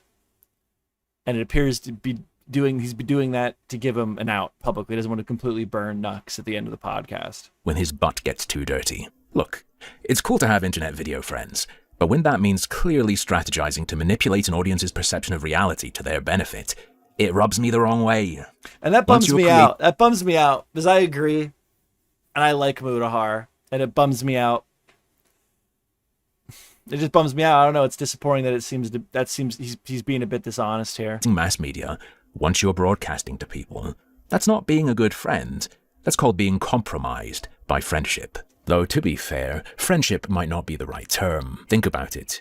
We saw in that interview, Mutahar didn't really know what was happening, but was ready to knee-jerk throw Nux Taku under the bus. Controversy? Ooh, not doing the last episode, even though that's a really, really bad look for Nux Taku. Maybe Mutahar's explanation was so garbled out of panic. The worst of both worlds. Memory holding what happened because it's a bad look for your associate, but they're not a close enough associate, really, to have not knee-jerk screwed them on a live stream in the first place, which you then need to pretend didn't happen. It's a real shame that Chud chilled on it after getting his answers so quickly, for some reason. I think there was plenty more fun that could have been had. This isn't even really a high-pressure thing. The stakes aren't that high for Nux Taku. It's not like much of his existing audience would turn on him over a Shadman association, regardless of how tenuous or close it may be, or because large creators cancel a show over it, making it look like they're judging him. Just look at what's enticed them to click on videos over the years. They'd probably be into it.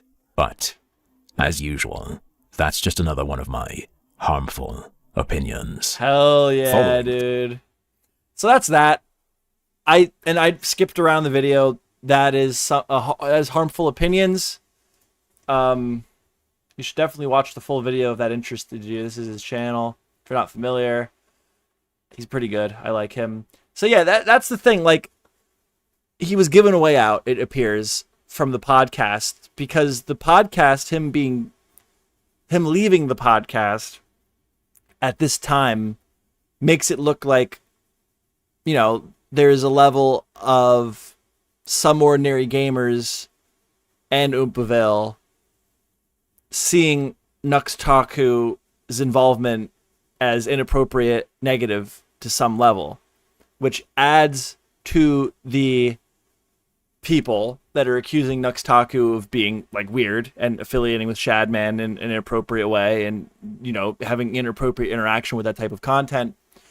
So then, like, the word there was sweeping. They initially canceled the podcast. They weren't going to do anything with him anymore, but they did it in the end in a way that gave Nux Taku an out. That it wasn't because it wasn't because Some Ordinary Gamer and Oompaville agree with the criticisms on Nux. It was because they were canceling the podcast anyway. And me and many others just find that very difficult to believe. And I do think that Nux is being given too much charitability. He's being given a nice little public PR way out lack of a better description. So I just wanted to share that with you a little bit. Go check out Harmful Opinions to all three of you guys watching right now. And, you know, if you want to see the full video, but those were like the cliff notes that I really remember stuck out to me, where I was like, oh yeah, Nux Taku seems like he's a fucking freak.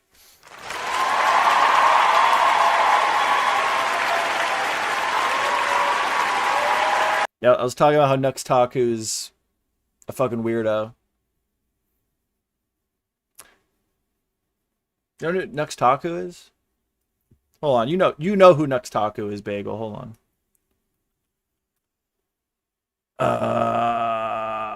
Oh man.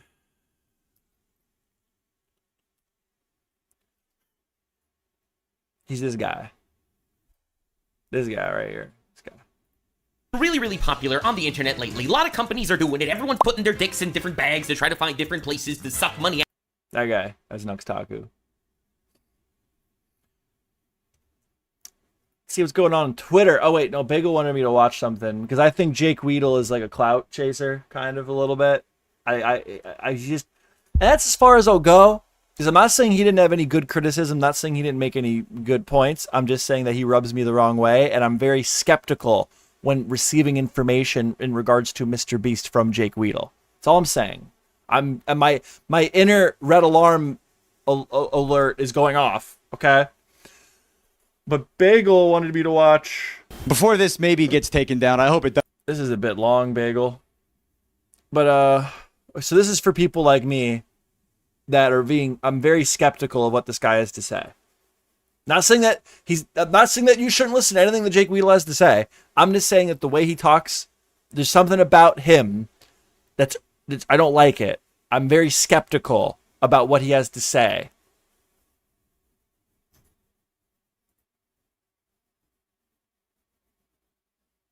Also, it's Weedle, not Weedle. What's the difference? Doesn't. I'm choosing my words very carefully, as I have for the past 5 years. Before we really get started, I just want to go ahead and say that in the top link in the description, I have a link to a fundraiser to help fight against child sex trafficking. Schmafficking. I hate the internet. The reason I'm choosing this fundraiser is because just fully coincidentally, I got to do the show. It was a benefit show to prevent child sex trafficking, and the show was on the 30th. Funny enough, I was booked on that show like a month ago, before any of this came out. And I know what you're thinking, like a comedian at a show to fundraise to fight child sex trafficking? How am I going to make this funny? Well, I gave it a try. I was building off of one of the things the speaker said. Rich and famous and powerful people, they're the ones who often get away with this kind of thing, And that's when I think Drake lost the rap battle. One guy laughed, as soon as he was like, man, I'm too rich and famous for that kind of thing. I'd be in jail by now. It's like, really? Would you? I told a joke about my dad at that show, and the crux of that show I said at the end was something like this, actually. The thing I love about this event, and one of the things I'm appreciative of you guys to be here. See, why is he talking about his fucking show? Why is he talking about his comedy act? The reason I left Mr. Beast bigger, longer, uncut. Okay, so like talk about this. This is like almost like promotion. This is like promotion. And then he's like, well, it's a charity. He's relating this to a charity he's doing to help with child sex trafficking, to prevent it. But it's like, you're still like, I'm a comedian, by the way. Like the premise of like this is still like, oh, by the way, I'm a comedian. I do shows. I'm a comedian. Like, there's some pretty serious accusations going on about a pretty big character. And you start your video self-promoting. That's bad. That's a red flag. He might have something good to say here, but now I'm very skeptical about everything this guy has to say. Not to make light of anything, but laughter can be a healing thing, can be a cathartic thing, and when you can make jokes about not about. Well, he's playing the whole clip. He's like, "Look at my stand-up." This guy's got this like big fucking expose to do, and he's like, "Look at my stand-up first, though, guys. Check out my stand-up." You don't think this is wrong? You don't think like this isn't like I'm wrong for thinking like that? We should be skeptical about listening to this fucking guy. I think it's great. So thank you guys for being here. This was a great event. No, guys, appreciate it. If you want to donate to me or my Patreon, that's fine, but the top link right there is for a fundraiser to help prevent against child sex trafficking, because that seems maybe not relevant on a random, I don't know why anybody would donate to that. If you know me, I love just throwing out casual legal disclaimers for no reason. Why would I throw out a casual disclaimer for no reason? Well, maybe it was because, full coincidence, I was hanging out with some lawyers who specialize in NDA law for no reason. For no reason! Because those types of laws can be really, really tricky, especially when certain people don't want things to get out. You get worried that, if you sign something, oh no, that's why you go to a lawyer to figure out what you can and can't say. And his fucking nose bleeding? Anyway, that was not even my legal disclaimer. That was just a fun. What's going on here? What's going on here? Little story that had nothing to do with nothing. What the fuck? My legal disclaimer that has nothing to do with nothing is about the definition of defamation. Things that cannot be considered defamation are things that are true and or happened or opinions. So, I might say some things that I think to be true or I know to be true, but at the very least, I'll have some opinions. Something else I think to be true, this is a story, a little anecdote. Something that happened the other day. You tell me, Joe, wait. Oh, you sent the wrong link? When I was searching for North Carolina. And I'll keep watching this, but send me the link that you wanted me to see. Okay, hold on. Well, this is actually good because I'm further able to show why I'm skeptical about this guy.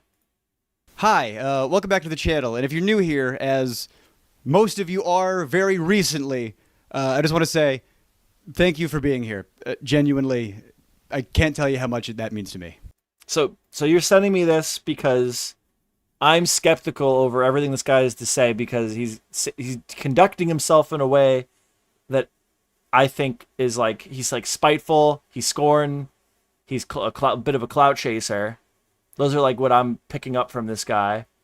And I'm not saying that everything that he has to say is completely like not worth saying, but I find it very weird that in the beginning of the reasons I left Mr. Beast video, we're a minute and a half into it and he's showing me skits from his fucking comedy routine. Like, he just gives me really bad vibes. I'm very critical of this guy and what he has to say. And that's why you're sending me this. Because this is for people like me that share those types of opinions of Jake Weddle, whatever the fuck his name is. Hi, welcome back to the channel. And if you're new here, as most of you are very recently, I just want to say thank you for being here. Genuinely, I can't tell you how much that means to me. I've gotten a lot of people reaching out to me across every single platform. I don't like this guy. Phone I don't like blew him. up, and it I blew don't like up this with guy. love. And that's a nice reason for your phone to blow up. So I just want to thank everybody who just saw me be honest for 10 seconds and wanted to give me a hug. Consider that hug received. So thanks. Before I get started, a lot of people were saying about my video, oh my God, just get to the point. You know, a lot of people, they go into the comments, and it's a really rude thing to do, I think, when someone's, you know, pouring out their heart and soul, and they go, the important stuff is 14 minutes in. Cool. All right. Next time I'll put Subway Surfers down below when I'm crying, buddy. Appreciate it. Well, dude, no, you're talking about irrelevant shit. You're showing fucking skits from your comedy routine, and you're talking about Mr. Beast, the Mr. Beast scandal. It's not rude. That's your fault. You're not getting to the point. You're not saying what needs to be fucking said. You're acting like I'm just trying to share my story. I'm just trying to say my piece, and then you're showing me fucking skits from your comedy routine, and then you're wondering why I'm off put by that. And I have criticisms of that. And people are like, if you just want to hear what he has to say about Mr. Beast, here's the timestamp. You're mad about. That's rude. I don't like this guy. I don't like this fucking guy at all. Appreciate you. But for everybody who has had their brains ruined by the way that Jimmy makes content, you know, that ADHD, I got to address that clickbait right now. When does he get to Here's the scorn lover. Here's the scorn lover shit. Criticizing the way Mr. Beast makes content because people are mad at him for not getting to the point. As he proceeds to not get to the point. do it? When does he get to it? Hey, it's okay. You're a victim of substance abuse, and that substance is Mr. Beast videos. What's up? I'm getting better at Call of Duty. Okay, I good. just came in first in my team. There you go. I'd say hi, Noel. Hi. I'm watching this then. Bye. I came in first place. Good job. With 24 kills. Good job. Little intermission. For those of you who need that extra spoon feeding, here's what we're gonna do. Okay, this is what. Yeah. Then he's patronizing people that are giving him that criticism. Maybe this is why your comedy fucking career never kicked off, Jake Weddle, because you think that everybody that is criticizing you and has critiques is like it's their fault. They have a problem, not you. You fuck. Like, I don't know. I have no clue. To be fair, I don't know. Maybe this guy's the most successful comedian in the world. I have no clue. Doesn't he say he's like broke or something? What's going to be in the video? This wasn't the whole reason that he had to endure the torture for Mr. Beast because of the financial things that he needed for Mr. Beast. Wasn't that like part of his whole fucking point? Okay, it's going to be me addressing the responses to the stuff we made and some corrections, just slight corrections. Then I am going to respond to things that Jake the Viking said. Okay, that's going to be the next part. And then part 3 of the video is going to be some tea. Okay? Ooh, stick around to the end for some tea. Huh? And then Dude, he's so bitter. He's such a spiteful fuck, man. At the very end, I do have a call to action. And then I would love to go back to making silly little videos, positive videos, videos where I'm not trying to bring a company to its knees. I just wanted to get my story out, you know? So that's the order of the video. Be patient. I swear to God, if you just watch the whole what do you guys do at the movies? Do you guys walk in a movie theater Still fucking mad. Shut up. Good. 30 minutes in. Oh, thanks. Couple teeny tiny corrections. I'm seeing some people say, oh my God, they put him in the exact same room. And I can see why you think that based on the way it was edited. But no, actually, I was in a different room. My room was much worse. And after they got another guy in, they made a much nicer facility. So 2 different rooms. So tiny correction, not the big deal, but yeah. Some people said, well, you probably signed a waiver. Nope. Sure didn't. I signed NDAs and severance agreements, which again, I talked to lawyers, and I'm fine. People said I cried a lot. Yes, I did. I hope that's okay. I know a lot of people who bottle that up until they punch stuff, and I prefer not to do that. So, dude, this guy sucks. This guy sucks. This guy sucks. A lot of people were picking on me because I cried too much. I don't know about you, but I prefer to let my emotions out before I punch stuff. Shut the fuck up, dude. Shut up. I'm a crier. Some people were saying that I was reading off of a script. No, I'm sorry. I don't need a team of writers to go off the dome. I can just go off the dome. And if it was funny, I'm sorry, I have one mode. People were saying that I'm mentally unhinged and that I use comedy to cope with stuff. And there's grains of truth to those things. I got a bad vibe. Yeah, I feel like I apologize for my vibe every single day of my life. People think they have the audacity to come up to me and tell me how I am. And I'm telling you, that's my vibe. Was I mentally unhinged in solitary? Of course. And was it hard to talk about those things? Of course. And does most of the country have mental health problems scaling from not that bad to pretty bad? What are you talking about?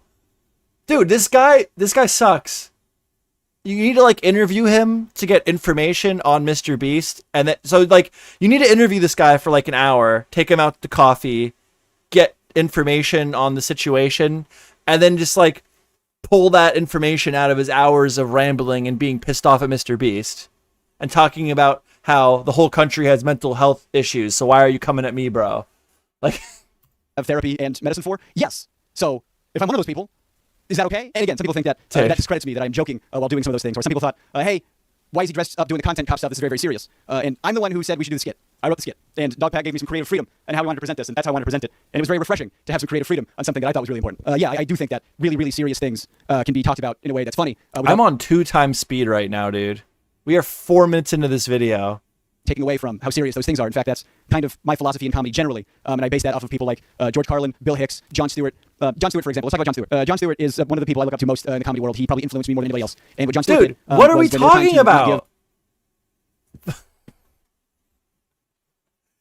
I don't give a fuck who your inspirations are for in comedy. The video is called Jake the Viking versus Jake Weedle, bro. Coming off the Mr. Beast drama. I don't give a... Nobody gives a fuck who your comedy inspirations are, dude. Of 9/11 first responders, more medical care. They were trying to end the program that gave them medical care. Now we're talking about 9/11.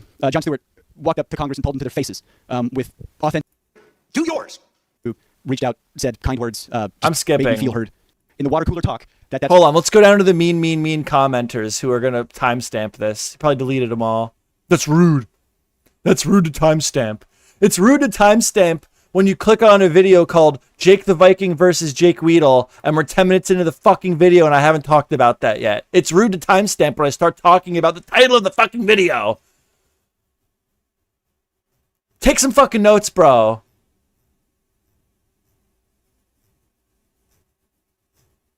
I can't find timestamps. That's why they call him that. And if that's not true, that's fine. That's what's iffy about water cooler talk. I was just saying things I had heard. All right? But if you insist, let's talk about Viking. Off the bat, transphobic, so fuck that. Just first of all, I'm sure a lot of you saw my previous Ava Tyson video. That was... First of all, Jake the Viking's transphobic. Like, so now we're painting this guy. Like, you're not addressing... What are you addressing? I hate this. It's like, he has an issue with someone, right? This Jake the Viking guy. And... it's a tactic that this is another red flag for me. When you're watching someone like pick apart someone else's commentary or something, it's like with Tom Dark, right? Tom Dark will make a video meticulously picking apart someone's history and giving commentary over like a situation. And when people have a problem with Tom Dark and his opinions, they'll be like, we'll talk about Tom Dark video. First of all, Tom Dark says the N-word and is racist. So yeah, I'm not sure why you listen to him. He's doing this right now. Just because Jake the Viking is a guy that I disagree with and I think is kind of like a scummy person, I'm going to excuse it when it's done to Jake the Viking. But I'm not okay with it when they do it to Tom Dark. Like, No, this guy has just so many red flags. You need to take everything this Jake Weedle guy says with a fucking pound of salt. He worked for Mr. Beast. I'm sure he's got constructive things to say to contribute to the situation, but it's all within this just like spiteful fucking ex-girlfriend level fucking bullshit. Before I found out some stuff and couldn't run to dog pack fast enough. But in that video I talked about the hypocrisy between people who give these people a pass for doing something awful and these people not a pass for doing the exact same awful thing. The only difference is these people are LGBTQ. That's the only difference. Is it's okay when these people do it, but oh, not when these people do it. And that's dumb. That's dumb. It's not just dumb. That's okay. It's okay. It's just dumb. And that's me being nice. It could be malicious. You're not being malicious, are you? Let's just say you're being dumb. And it's like, okay, come on. Viking has different political beliefs than you. That's okay. Well, listen. Before, when I was making sure I just had my story heard. I'll slow it down a little bit, but he's so slow, dude. That's all I wanted. I just wanted to say my piece, and I really, really just hoped that I had the ability to do so. And I wanted to do that in a way that was authentic and kind. And I did lose some friends, and that's okay. But I need you guys to know. I'm skipping. I don't care if he still had the friends. uniform. And was it a bit? Yes, it was. But it was funny. I don't care about the content cop bit. In one fell swoop. That's very impressive, Viking. But my friend gathered up all the stuff he could, everything he had the capacity to carry, just to make sure there was just that much less litter. And that's a really good thing to do. I don't care about the litter at the pond. And even though it still got littered, he carried everything. Actually, I do care about the litter in the pond. Because that would be an example. That's what I'm assuming he's talking about here. Mr. Beast did a video at like a lake and left a bunch of shrapnel everywhere. That's the accusations, which, if true, is bad. But, like, Jake the Viking versus Jake Weedle. Why are we still coming for Mr. Beast? You said your piece multiple times. It's been said. Millions of people saw it. You said your piece. You got your piece out there. You've been awarded a platform. Why are we talking about that? He could down the mountain, and he broke his ankle. And he had to get helicoptered off the mountain, because that's what happens when you break your ankle on a mountain. And you know what they said to him? They said, you were carrying too much stuff, right? Yes, he was. Because that guy's a saint. So, yeah, thanks, Viking, for confirming everything I said. Sorry about the discrepancy on whether or not that's why they call him that, but that was his nickname. So, if he got littered, he all the stuff he could, everything he had the capacity to carry. I might have been wrong there. These guys just all over the place. And it's kind of impressive. I'll try here. This guy's really, really bad, man. And my good dear friend, who I kept saying was one of the good people over there, said, "You're not going to do that. I'm not going to let you do that." And Viking said, "Watch me," and he did it. And it's kind of impressive to be able to litter over 2 miles worth of litter in one fell swoop. That's very impressive, Viking. But my friend gathered up all the stuff he could, everything he had the capacity to carry, just to make sure there was just that much less litter. And that's a really good thing to do. Dude, okay, I don't care. I don't care about the litter. I have no clue what you're even fucking talking about, bro. I have no clue. I know I'm skipping, but like what is the context? Oh God. And the thing is, he starts the video complaining about people, and like about the way he presents this information. And then like continues to do it in a terrible way. Fuck that.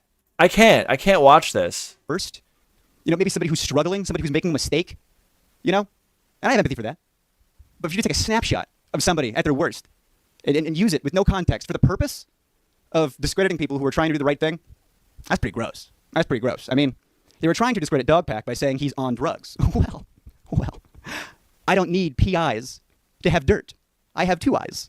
That was off the dome. Don't smirk at me like that. So, James, or whoever hired those PIs, drugs is an interesting thing to discredit somebody on, because you and I both know I've done drugs on set. Me and Ava, we were high as balls in one of those life hacks. The comments loved it. And I'm sure we don't want to talk about that HR thing that went poof, right? I saw your leaked, whoopsie daisies. You leaked something, and it made you look good. No, you don't leak something that makes you look good. Yeah, I'm sure Drake was like, oh no, everyone's saying my penis is huge. I didn't mean to leak my giant penis. Whoops. No, you were leaking that you were getting an HR team. Well, you had an HR team. So... And it made problems go poof. Now here's the thing. I'm a leftist, right? So I think things like drugs and sex work should be legal and regulated, and we shouldn't be throwing people in jail for those things. We should be, getting people medical help and mental health. But that's just me. That's just where I come from. Currently, those things are illegal, which means they're not covered under NDA law, because you can't, what do I know? I'm just a comedian. So I can talk about these things, if you're going to be a hypocrite. And if you're asking me what my proof is, well, if you don't know, I am from North Carolina. That's my hometown. That's my home. And when you're in my home, you see, you don't really know that when you guys think there's no cameras around, or think you guys can be yourselves, you don't realize that you could be around any of my friends. I did stand up in North Carolina for 10 years. I used to drive 5-6 hours just to do 5 minutes of stand-up, and I did it for free. Because when you love something, you do it for free. So it doesn't matter where you are in North Carolina. When you guys make an ass of yourselves, people can't This text is me literally fast enough to divine tell me what you guys are punishment. Like, Where's the part where I have an even more negative opinion of this guy than I did when I walked into the video. My fucking alarms are ringing in my fucking head. I'm hearing voices. My brains are coming out of my headphones are the only thing keeping my fucking brains in my fucking skull right now. Where's the part where I change my opinion on Jake? I need a timestamp. I need someone to fucking clarify something. Someone has to fix this. Someone has to do something about this.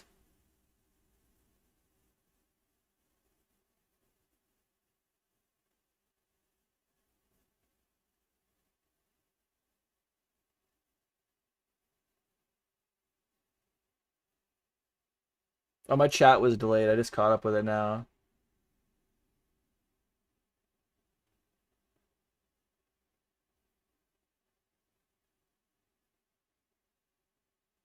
Skip to the end of the video. We need to build a wall, and it has to be built quickly. I mean, Bagel's entitled to like this guy, but I think this guy is terrible. I don't think he has anything to contribute to the situation at all. Lazy. I mean, no, that's a lie. I don't think he has nothing to contribute, but like, my bullshit alarm is like fucking deafening at this point. So if this gets hairy, I hope that you can help me out. When I was terrified to come out, scared shitless because of what was going to happen to me or the way you guys were going to drag my name through the mud by just being honest, my girlfriend said something that was really, really sweet. She said, I know this work is really important, and I know you're really stressed and anxious, but it just feels like you're taking down one of the Teletubbies. Yeah. I fell to my knees laughing because there's always truth in comedy. And if Tinky Winky or Poe are found in those Discord chats, they're next. My next video is going to be positive. I'm going to talk about creators I've worked with in the past 5-6 years I've been in this space, and it's a lot. And I've worked on a lot of projects I am really proud of, and I am very thankful to be in this space. So, as long as I am left to my own devices and no one tries to mess with me, I'm going to continue to make positive content. But if I have to defend myself, I will. I'm with the culture feeling, and I'm going to hide the Bible in case the algorithm watching. So again, thank you to everybody who went to my Patreon. I can't thank you enough. The ability to do this is all I ever wanted. And I'm sure everybody can relate to that. I don't think that means I'm clout chasing. I think that just means I'm a human goddamn being. And I make jokes in dark situations, and I talk fast. And I hope that doesn't discredit me. And I don't know how many teams of people that you need to dig up dirt to discredit me. How many bots that you have to flood somebody else's stuff to discredit me. I'm going to win because... No, like, this guy, like, dude, so this was like him responding to people like me that are getting bad vibes from him. Yeah, okay, like, me getting bad vibes from you doesn't discredit you, but it does mean that I'm going to be very critical of everything you say because you're presenting information in a way that I just find to be odd. You know, that's all I'm saying.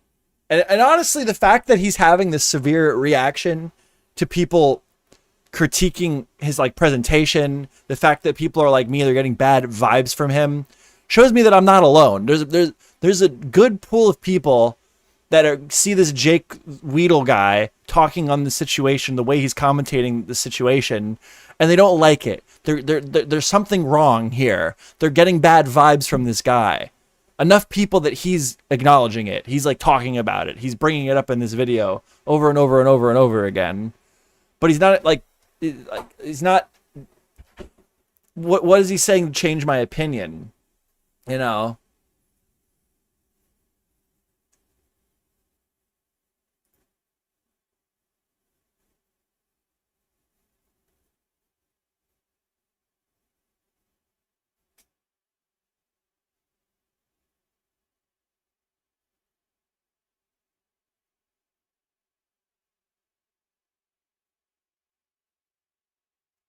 Yeah, I don't like it. I don't know. This is literally divine punishment. Like, I'm not saying that Jake Weedle has nothing to say.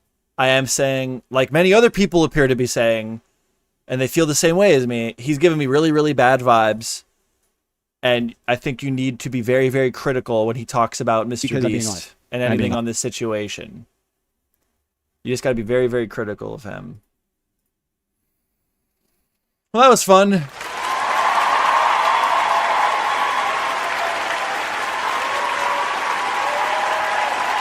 Cool beans, brother. Cool Jaja juice. How many videos has he done?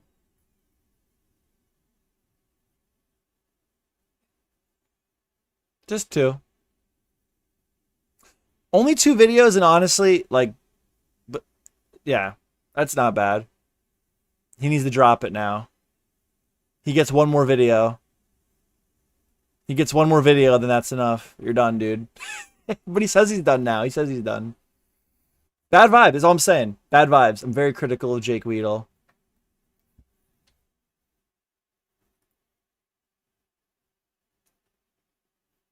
Fun, fun, fun, fun, fun. What else is going on in the world today?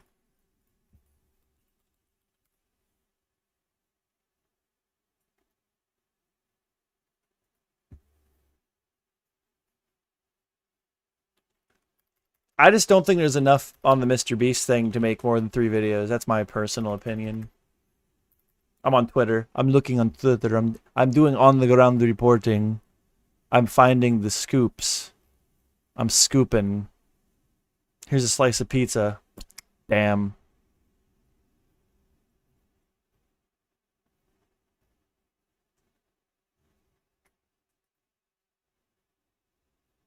Dead air, baby. It's just all Mr. Beast shit, dude. What is it? Oh, we got Jake Weedle. Just to let you guys know, this is a warning shot, and I do not send 2.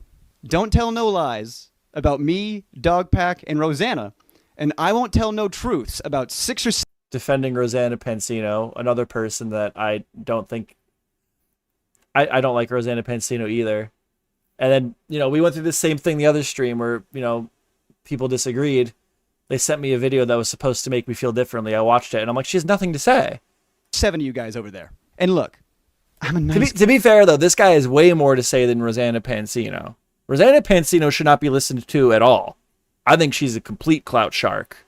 Like, I went through her a little bit of her history that I'm aware of. She has, like, a bad rep. People in the industry speak negatively on her. People don't like to associate with her. Jake Weedle at least like worked with Mr. Beast on a regular basis, has like a rapport there that is worth looking into and hearing his takes on. Rosanna Pansino, there's nothing there at all. This guy, you guys saw my video. I don't want to do this. I think this is gross. I don't want to do this. I did it 3 times though. Okay. Whatever. I hate that. I hate that. You shouldn't, even if you feel that way, you shouldn't say that because it comes across dishonest when you're in a video talking about something and in that video you say, I didn't want to do this. Well, then why'd you do it? Like, not just once or twice, but 3 times now. Genuinely. The idea that you need to blackmail somebody to shut them up is disgusting. I'm not trying to shut anybody up. I'm trying to make sure everybody can talk. That's all I want. All of my First Amendment people, where you at? All of now my it's a freedom of speech. He just wants to make sure everyone can talk. What did you... Let me try to think before I speak here a little bit. What has he done to, like, is his point, if I talk, then other people might feel comfortable to talk as well?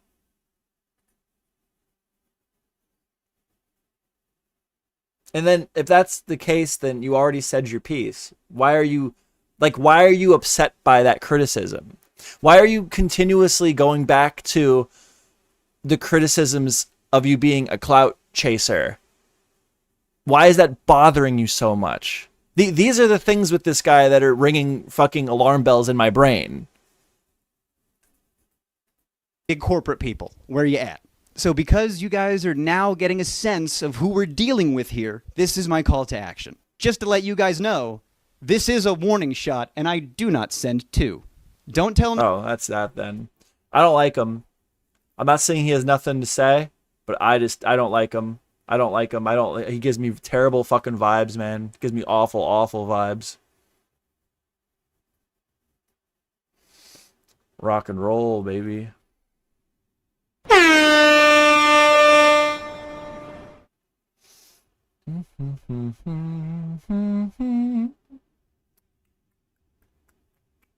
What's going on in the world today? It's already 11 o'clock.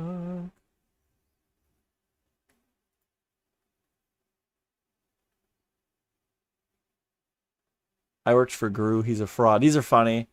People are like, this is how you know it's gone too far, or it becomes a meme, right? Or everybody's reacting to I worked for Mr. Beast and he's a fraud, and like there's like valid criticisms in there or whatever in the video. But then people are like talking about it, and it's like it's turning into a fucking joke. We are going to steal the moon! I gave you 3 days to give me the 42 million followers. It didn't happen, so Big Dave's gonna pay the price. Knocked over! Become the man who stole the moon. Curse you, Gru! Curse you! Hi, I wanted to provide some context for this video. I am a former GRU employee, and today I am... No way, dude.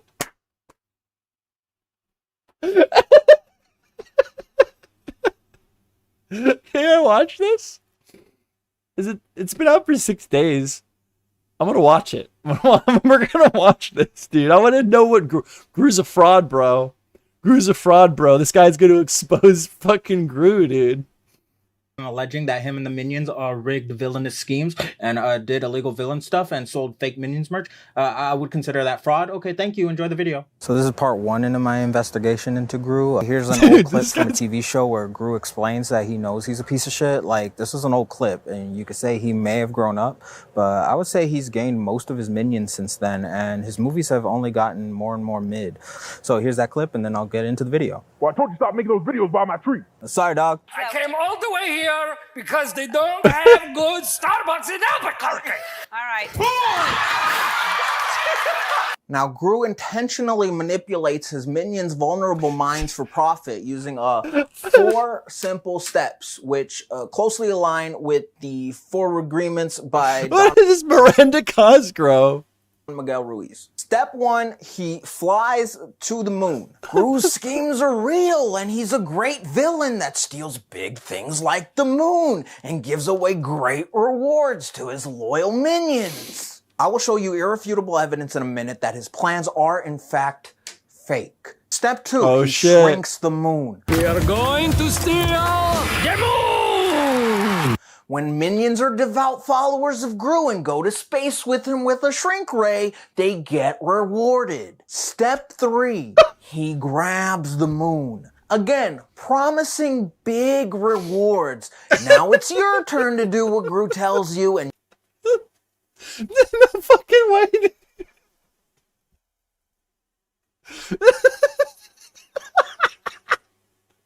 This is great. This is so fucking good, dude. Oh my god, dude. And you will grab the moon too. But you actually won't, unless you're one of the famous minions from one of those spin-off movies. And finally, step 4, he sits on the toilet. Now, some will say that this was merely a prank played on him by the Miranda Cosgrove orphan girls, but I think this goes a lot deeper, and I'll get into that in part 7 of this video. So, young, impressionable minions are made to believe that Gru is a trusted villain who can give them not just the moon, but a starring role in a spin-off Minions movie. Trust Gru, watch him steal the moon, contribute to his cause, and one day he'll help you too. That's the formula. Help me steal the moon and you'll be in a minion. Like, if you watch the Dog Pack 404 video, these are like literally all his criticisms, but it's presented so well from the perspective that he's talking about Gru. And it does it's like this is the type of comedy that actually like offers like a good perspective to the whole situation. Not that I'm gonna act like, well, this is deeper than you realize, and I'm gonna explain to you what this person's really trying to say. That's not what I'm saying at all. What I'm saying is this does offer a different perspective to me.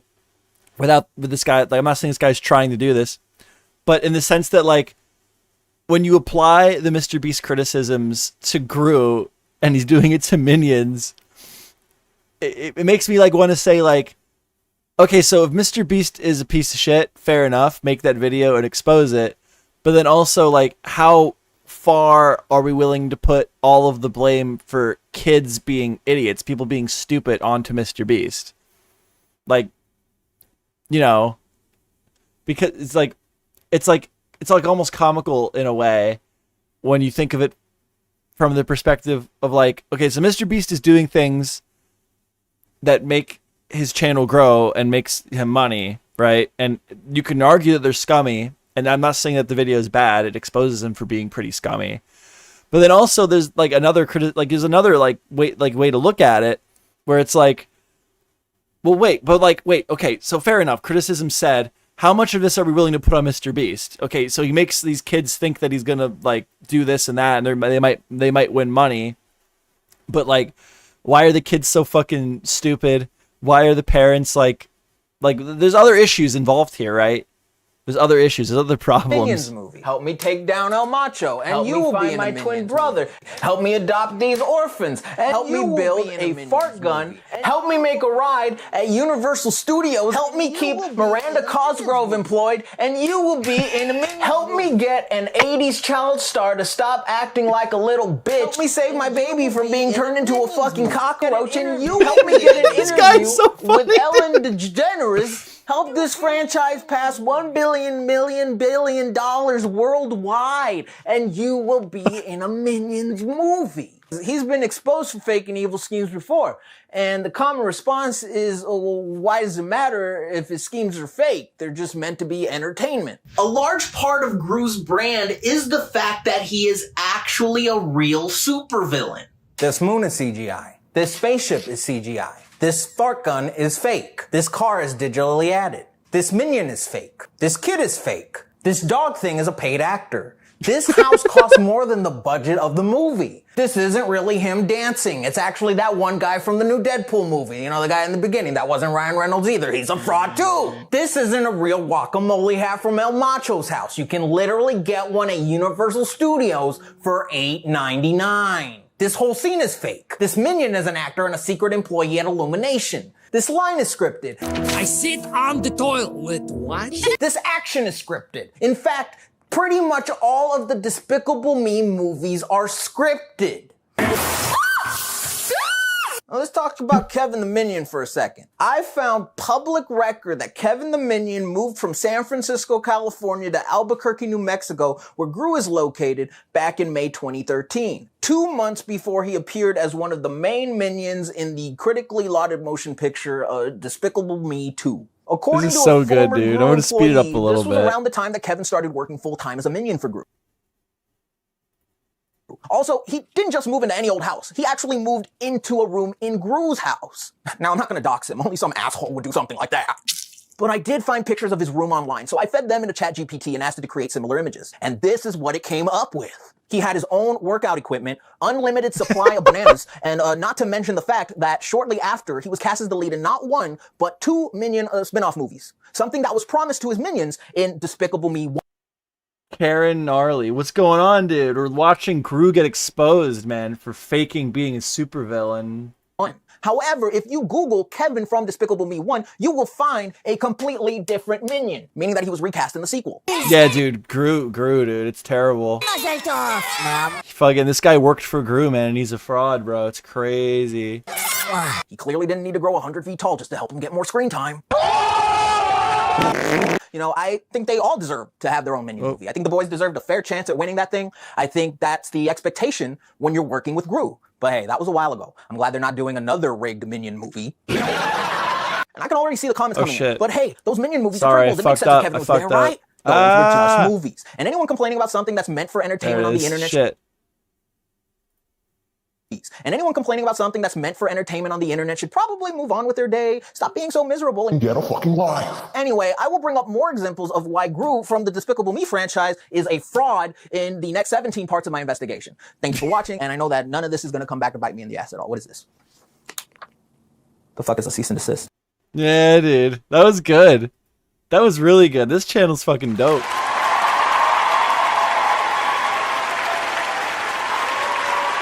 That was good. Nostalgic is his name? His channel's Nostalgic. Check him out. Freddy Fazbear named Kamala Harris VP choice. Oh, this is criminal. This guy's only getting like a little bit of views here and there. Oh no, dude. This guy's awesome. This guy's like a good comedian, not like that other guy. Who's that other guy that I don't like? This guy, this Jake Weedle guy. If Jake Weedle would present his shit like this really good comedian, nostalgic, he would be like taken off, bro. This guy's underrated as fuck, man. What else does he got going on? Can I watch some of his shorts? Harold and the Purple Crayon is now the highest grossing film in cinema history. After a historic $8 billion opening day, Yeah. the Zachary Levi star... I did.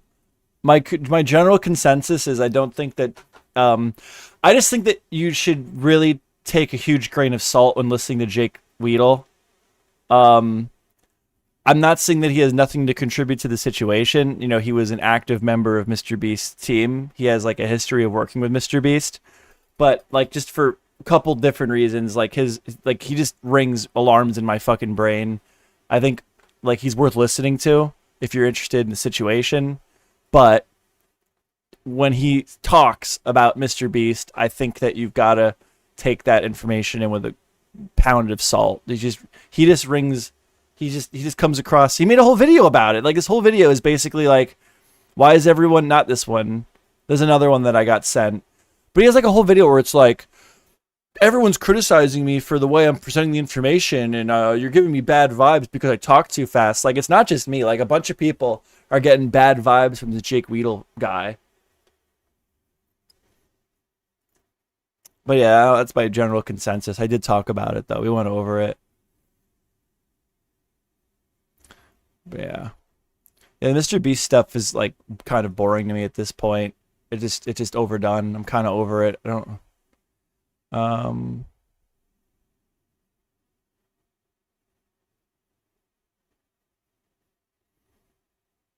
I think it's fair.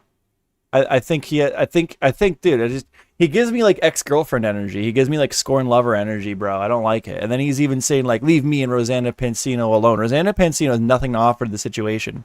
She has a history of problematic behavior. I went over it the other day on the stream. Like people like don't, the history is not very cement, but there's people like in the industry that like, they'll comment on like Rosanna Pansino, like, you shouldn't like associate. Like Cinnamon Toast Ken was my example, where he talks a little bit about it, and she really just doesn't offer anything. She had that initial thing with Mr. Beast where she got cheated out of what, second place, and that was like that was like an alright criticism. Like, okay, say your piece and move on. But we're like 9 months later, and now she's jumping on the Mr. Beast hate wagon, and she just posts like super fucking vague shit on Twitter, and then when more shit comes out, she goes, "See, I told you." It's like, no, you didn't tell anyone shit. And if you knew about all this shit for all this time, then you're a problem as well. I'm getting a live news coverage. A Linus Tech Tips Twitter account got hacked. What's going on here?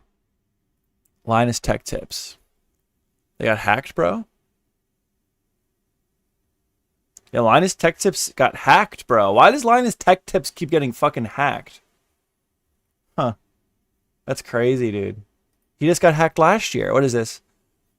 Linus Media Group. Linus... Okay, what is this? Absolutely brilliant. I got another response from Twitter. Re my account, hijack report. Yeah, dude, Linus Tech Tips Twitter got hacked. Live coverage, dude. On the ground reporting. I can't reset the password because it needs two-factor authentication, and they reset my two-factor authentication.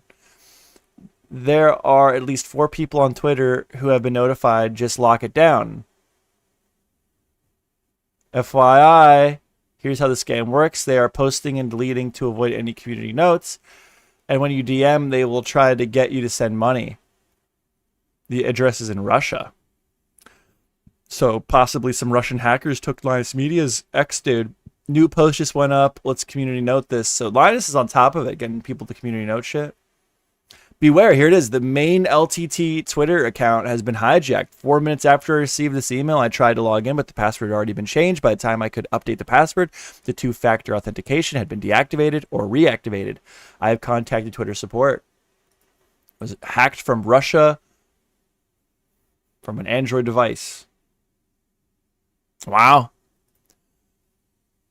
So now we can expect a Linus Tech Tips video, I suppose, on how Twitter's protection sucks. What is this? Account appears to be locked down now. Attached update from Luke. I'm not happy with the process, but I'm grateful to everyone at Twitter who had better things to do on a Sunday and got this taken care of. Current status, hacker dude logged out, so he can't DM people anymore. Hacker, dude, imagine contact. Dude, I don't like that. Here, you guys can't see it. Imagine you're like a multi-million-dollar brand like Linus Tech Tips and you're contacting Twitter support. And the guy that's talking to you goes, hacker dude locked out. Like, can we try to be a little professional here? So he can't DM people anymore. So he can't DM people anymore. Look at the person look at. Oh no, this is Luke. This is Luke. I'm sorry. I'm wrong. This is Luke talking to Linus. This is completely appropriate. I'm taking that back. I'm sorry. This is Luke from the Linus team talking to Linus, it would appear. Okay, cool. Posts removed, but they're cached. So it's taking time. No current ETA on account return. That's fine. What am I going to do? Make dozens of dollars a week. So that's interesting. Wow. Wasn't it just like not... When did Linus get hacked? Linus Tech Tips. Their YouTube got hacked. It got turned into like a crypto fucking scam thing. Why does Linus Tech Tips keep getting hacked? At what point is it Linus's fault? Because he's going to make a video where it's like, these are the things that Twitter should be doing. And these are the things that we did wrong. He'll probably do both. But he got hacked. I'm looking for the video where he talks about it. Yeah, here it is. It was literally 1 year ago, it says on YouTube. This is me, racing out of bed for a front row seat to my life's work vanishing before my eyes. Linus Tech Tips, deleted. Tech linked, posted. Tech all of his shit got hacked. Is that if you're watching this, we're back online. The bad news is that this... Literally 1 year ago, all of this guy's YouTube accounts all get hacked and fucked with, and then a year later his Twitter gets hacked. At what point is Linus maybe doing something fucking wrong here? I'm sure YouTube and Twitter are not innocent parties here, but they're getting hacked a lot. And they're like the IT guys. They're like the network guys. It's like what they do, right? Wow, dude. Anything more on this? Let me look here a little bit further. Here's him complaining about the Twitter process. Absolutely brilliant. I got another response from Twitter. Read my account hijack report. I can't reset. Okay, we already read this. And he's like bitching at them to just lock it down. Forgot pick. Hi, this account is currently associated with an email at the official organization domain you're writing from. We suggest checking all available inboxes of the domain after request password reset. Privacy reasons, we are not able to provide additional information for the account's email. Dude, who the fuck at Twitter support is talking to Linus fucking Tech Tips?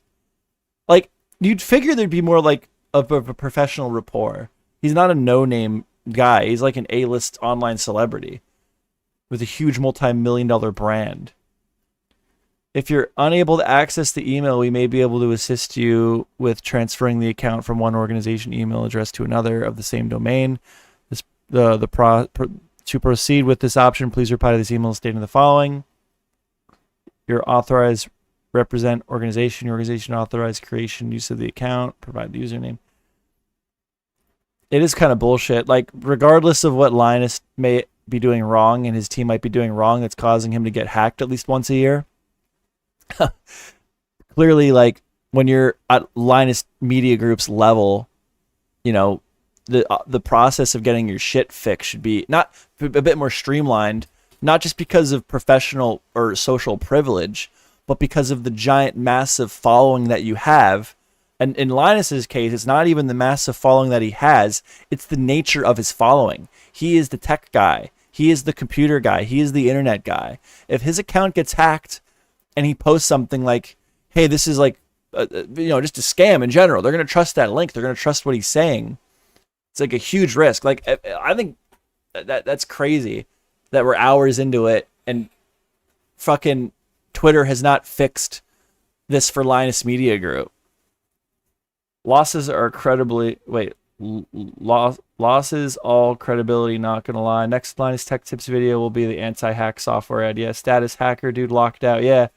No, this is crazy. And I'm sure that, like, again, like, if you're getting hacked this often, just reasonably, it is, like, my opinion, you're probably doing something wrong. But just, you know, it's like, it's almost irresponsible for X to be dragging their feet so much on the issue.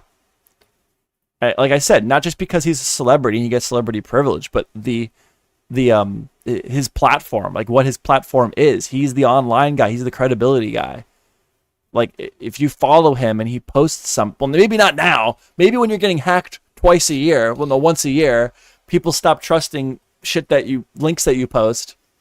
But no, like the ability, like the ability for him to like if you have possession of one of Linus Media Group's accounts to like do harm to others is like massively larger than any other creator that would be around his size.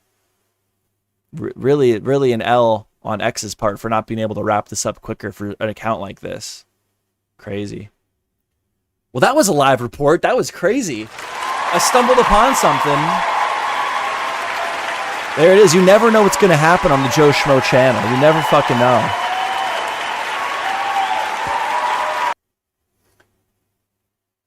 You never fucking know what's going to happen. Femboys is trending on Twitter. It's pretty sick. Let me check it out. Just for research. I need to look at these Femboys for research quick.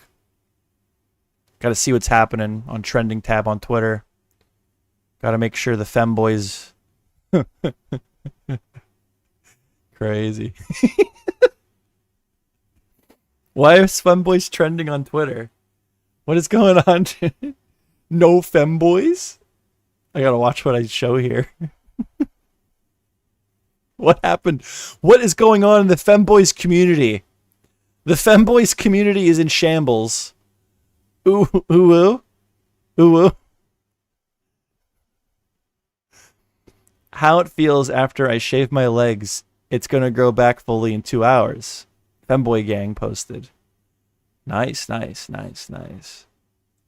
femboy. Got a femboy going and doing something.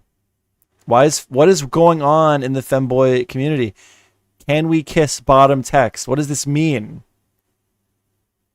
Why is Judah Hopps femboy cosplay? Okay, hold on. Okay. New cosplay. Okay.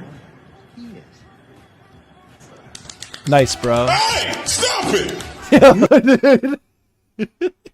Good for you, bro. Good for you, bro. What is this? Men with daddy issues, men with mommy issues. The femboy community is in shambles. What's going on? What's happening in the femboy community? We have to fix it. I'm very concerned. I need to research the femboy community. No, it's not sus. You're all wrong. It's just content. It's just content, bro. What the fuck is that? What the fuck? What? Oh god. What is it? Oh god. Enough femboys for now.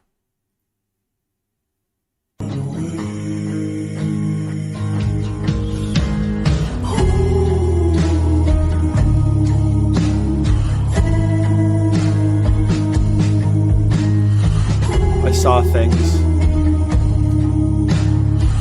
I saw things. It's not good, bro. I saw some pretty dark shit just now.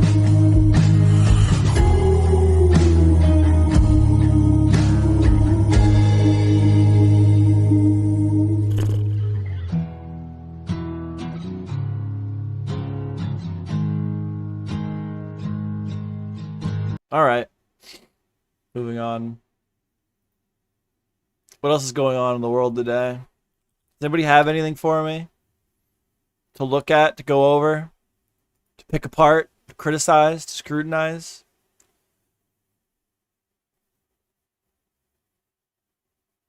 I've been watching a lot of old PewDiePie lately.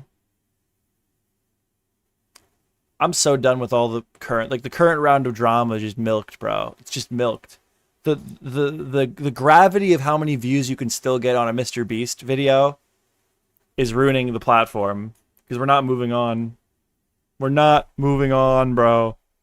If you want to get views right now, you have to talk about Mr. Beast, and I'm done with it. I'm done with it. You get 3 videos. You talk about Mr. Beast more than 3 times, you're done. You're cut off, bro. Cut off, bro. Done.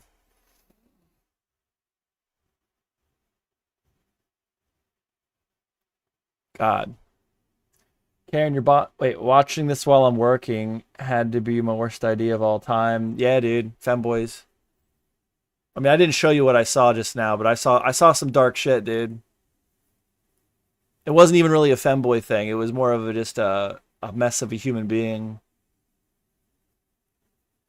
I don't even know how to describe it in a way that would be accurate. Crazy.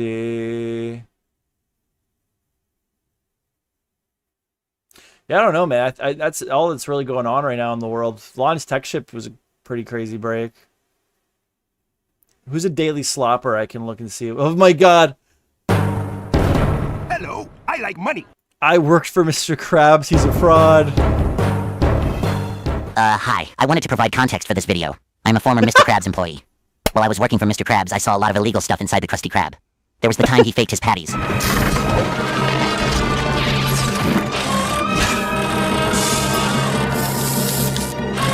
Oh my god, Where's bro. This patty here is clearly fake. Or the time he faked his food prices. Well, during the summer break, the children wander bikini bottom unsupervised. You know what, honestly, though, seriously? The problem here is how long has Mr. Krabs been operating? How long has SpongeBob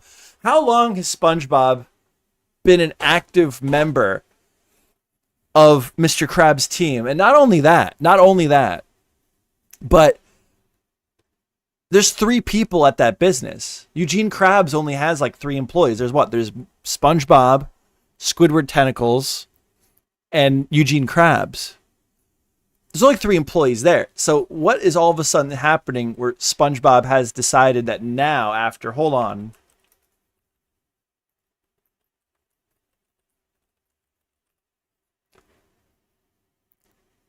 SpongeBob has been working at the Krabby Patty since 1999. That's when the show came out. But there's actually an episode where SpongeBob gets his job at the Krusty Krab. Hold on. So when was that?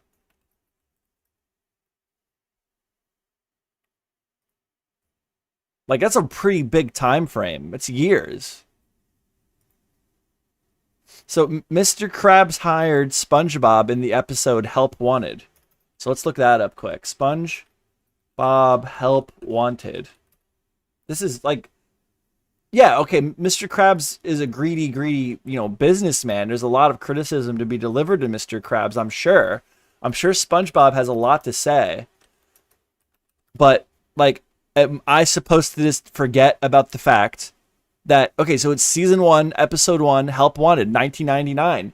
SpongeBob SquarePants has been working for Eugene Krabs since 1999, and now all of a sudden we're going to hear about this. I'm not supposed to have criticisms towards SpongeBob SquarePants over this. I don't know, man. Hold on. We gotta check this out, man.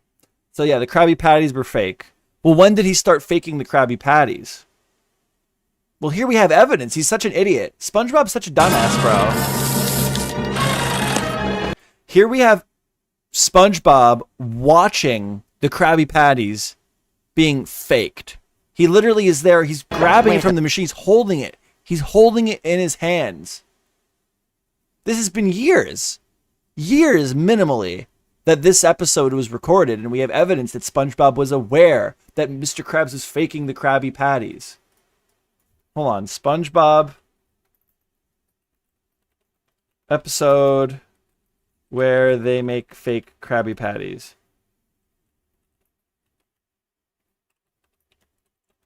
This is fucking nuts, dude. It's called Selling Out. So in the episode Selling Out in SpongeBob, SpongeBob Selling Out.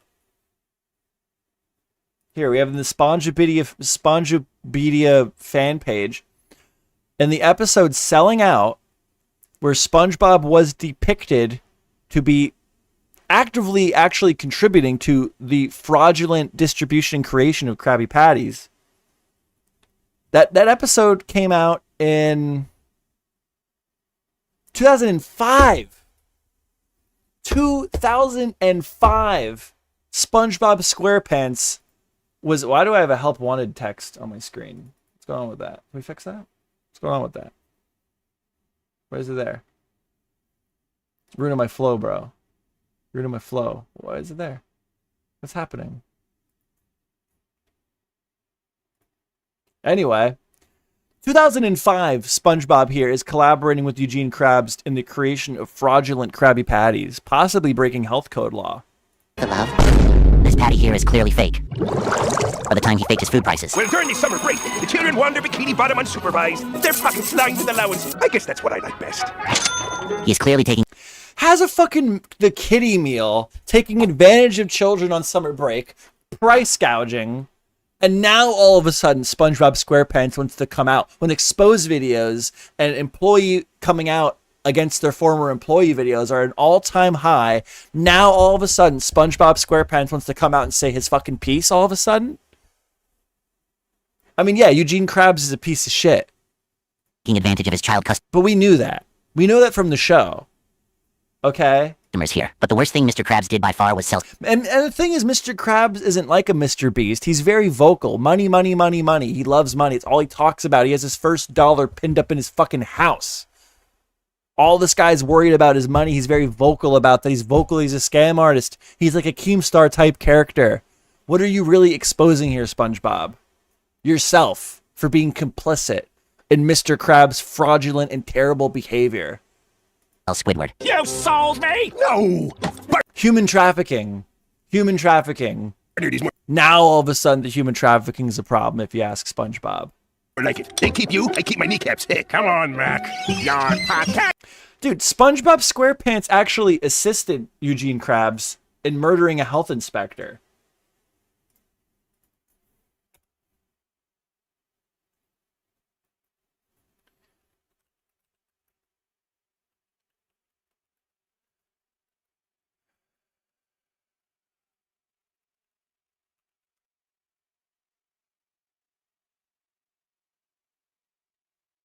Look here.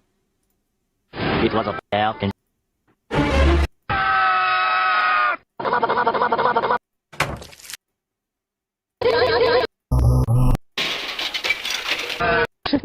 you zombie!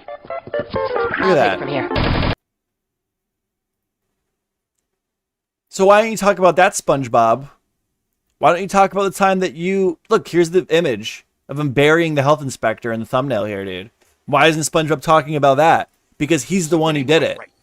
Mr. Krabs was just trying to help SpongeBob out and cover up the situation. SpongeBob is the one who fucking killed the health inspector.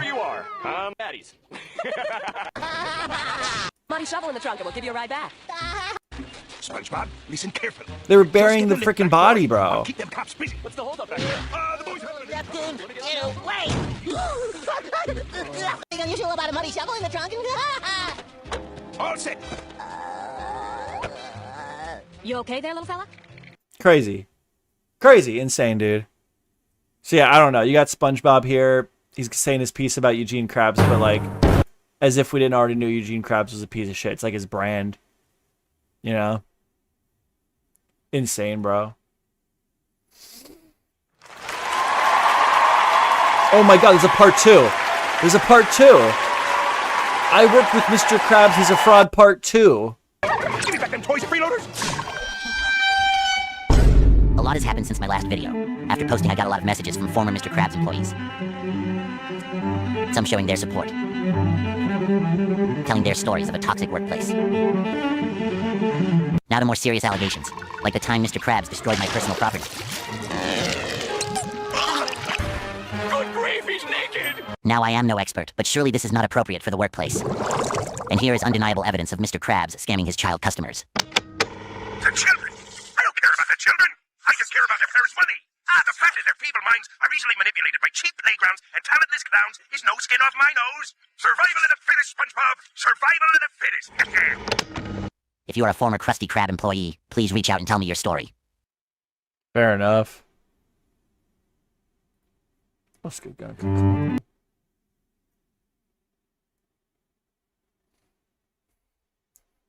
Yeah, so I don't know. That's the Mr. Krabs expose stuff. I mean, SpongeBob brings up some pretty good points, but I mean, he's known about this for years. Why is he coming out all of a sudden now?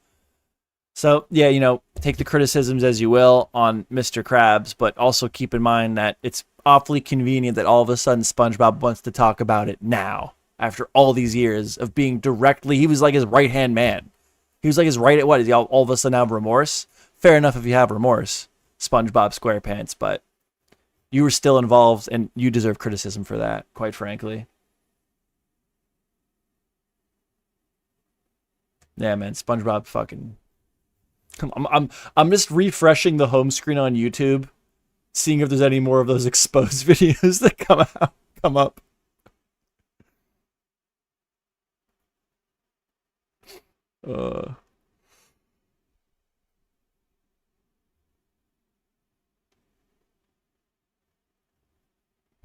I've been watching a lot of old PewDiePie lately. PewDiePie's the GOAT, bro. The last real YouTuber to take the #1 spot. Like, is Mr. Beast even a YouTuber anymore?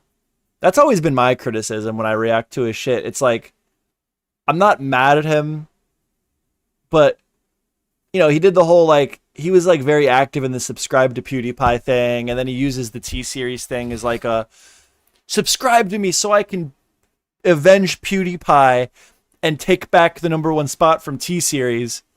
But it's like, okay, but Mr. Beast, do you understand why people had a problem with T-Series taking the #1 spot? It's because PewDiePie is like an actual creator. At like the most, 3 people. He had like 2 editors and him, and it was the videos were just him doing YouTuber shit, right? So he's like a real YouTuber, like what YouTube's supposed to be. YouTube, broadcast yourself, right?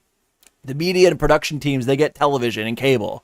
YouTube is for like Joe Schmoes to post the shit, right? So for Mr. Beast to take the spot back from T-Series, he just became T-Series. Like he became a corporation, had this whole crusade to keep PewDiePie in the #1 spot so a corporation wouldn't take the #1 spot, and then he just became a corporation. What's going on, Ian? You're a cool guy. Yeah, no, Mr. Beast is just like a guy who owns a production company that posts on YouTube. And he like masquerades himself like a fucking YouTuber.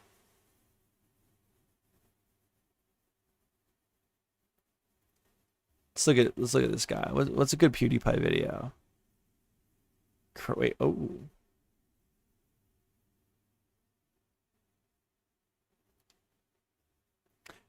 Man, PewDiePie's been around for so long. I'm going over his popular uploads.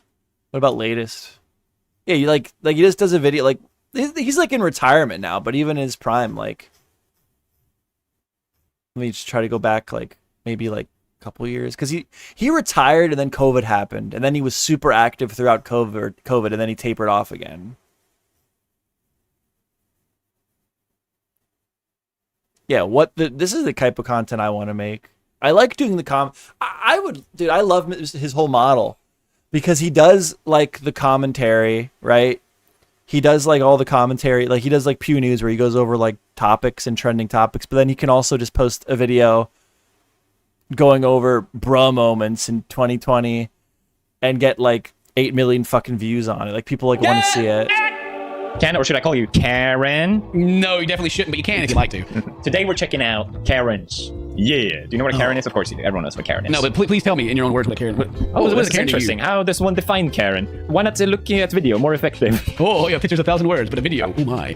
Okay, we'll start with this one. Great quality, by the way. Better than my videos. In New York City, and I'm so excited to get. Whoa! Hey, I'm walking here. I'm really excited to get. Listen to me. We don't talk like that. We don't say things like that. You understand? Do you understand? Hey, sorry. Forget about it. You think that's real? Forget about it. I thought that was fake. I mean, I don't know. New York is full of some fantastic people. Yeah? It's known for people's like attitudes and stuff. Like, hey, we don't talk like Forget that. about it. He speaks exactly like that. Let's go to this. This is most replayed. Let's go to I was this. like, okay. I can do whatever I want. See, this is a YouTuber. This is a YouTube video. This is what I like. This is what I want the site to be. The production companies, they can be on Netflix and fucking Hulu and all that shit. YouTube is for fucking Joe Schmoes to sit here and do their fucking thing and make a video, and then people watch it, and then it's like you get to start a community and have fun with the community. It's not for fucking giant fucking $1 million productions. I don't want that here. And now I'm just gonna leave. Infect my lungs with those fumes, and I can't even. She say he infects her lungs with those things because he blows up fumes. there. Oh my god. That's the logic. She's yeah. 30 steps. What do you? Is she out of breath? Oh, run, Karen! Oh, whoa! Did you He see? hopped over the fucking fence, dude. That's like when you're driving, right?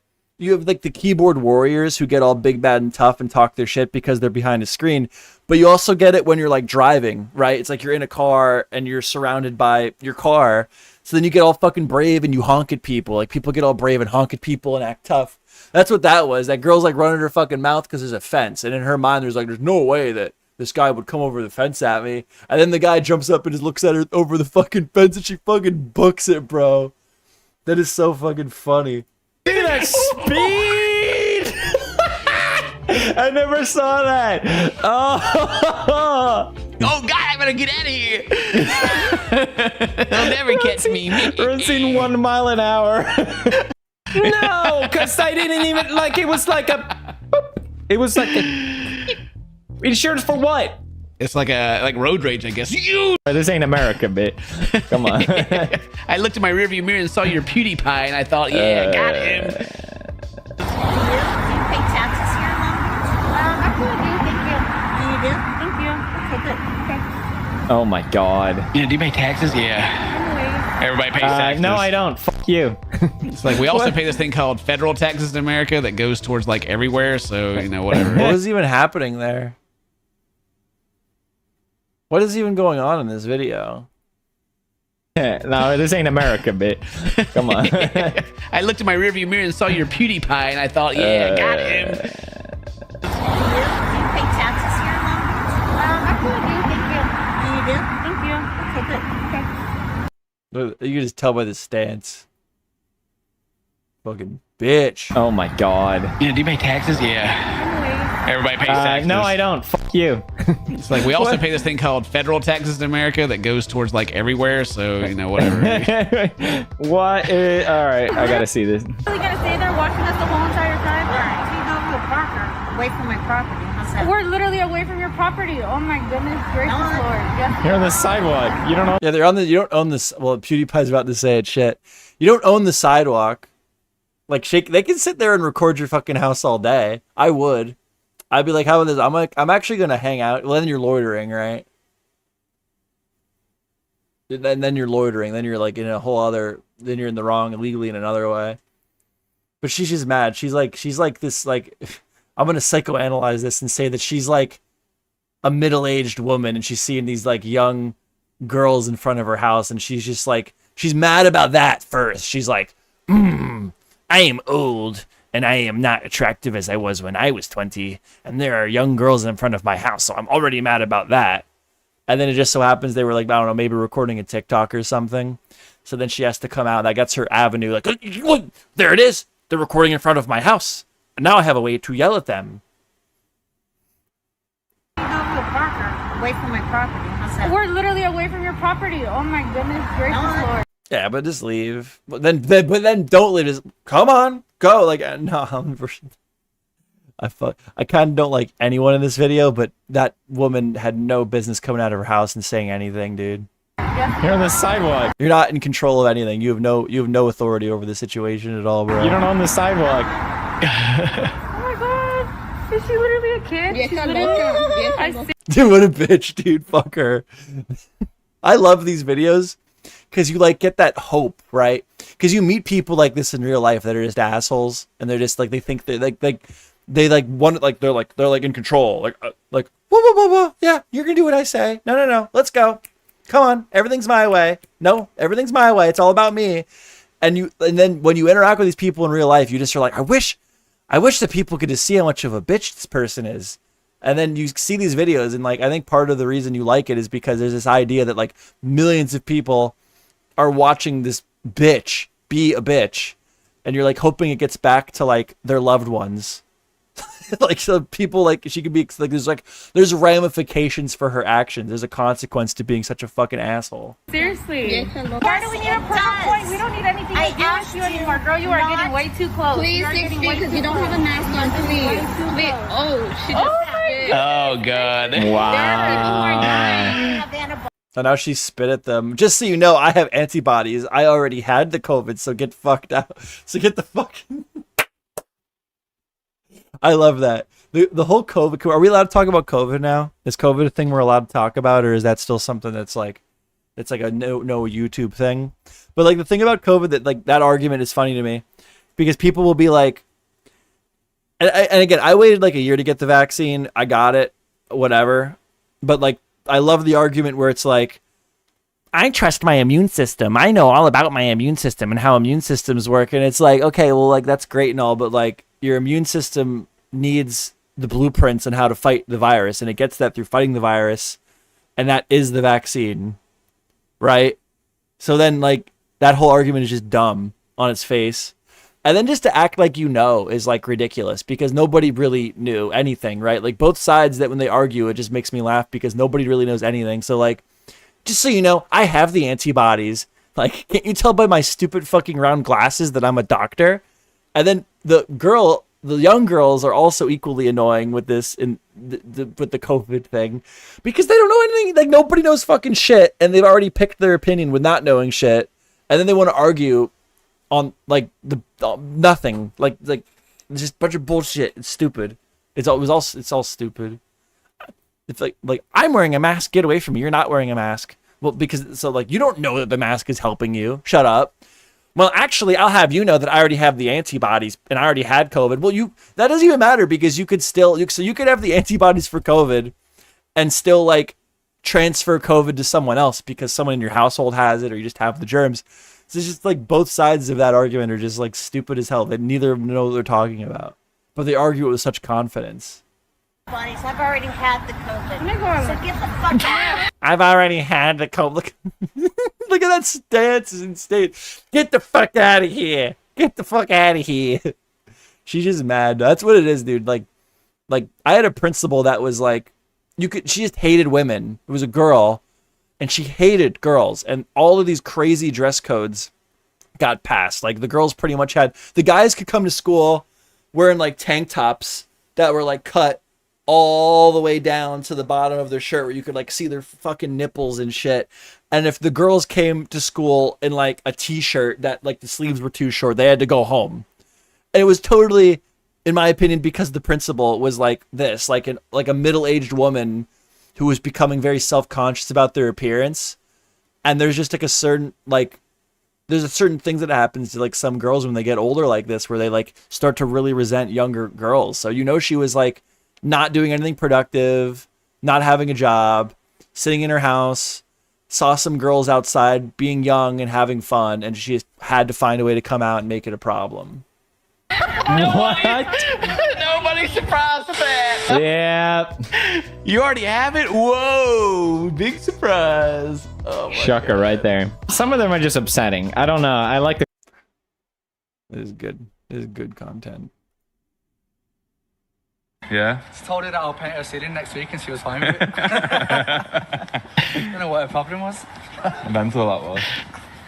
What a gal. What happened? She went home and was embarrassed, like, oh my god. Why have you took our ladders? She comes back. Give you the ladders back if you stop working.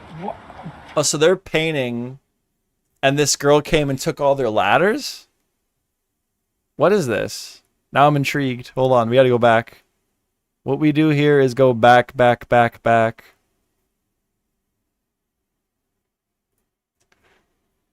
What is this, dude? Have you got nothing better to do? Then work? What do you It's the entitlement. Again, it's this old fucking bitch sitting in her house being miserable, and she's being inconvenienced because people nearby are making noise working.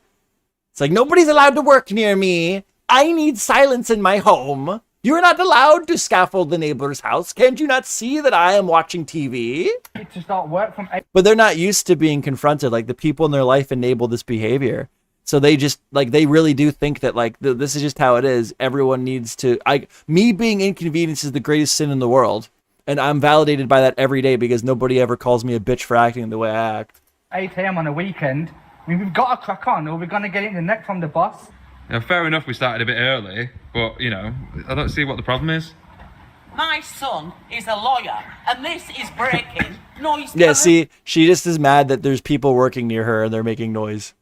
And that is and to these people, them having a problem with something is the greatest sin in the world, bro. No one else matters. You doing work to this house is ruining my morning watching television doing nothing. Pollution laws. Oh, our son is a lawyer. With a newborn. Oh no, not the child.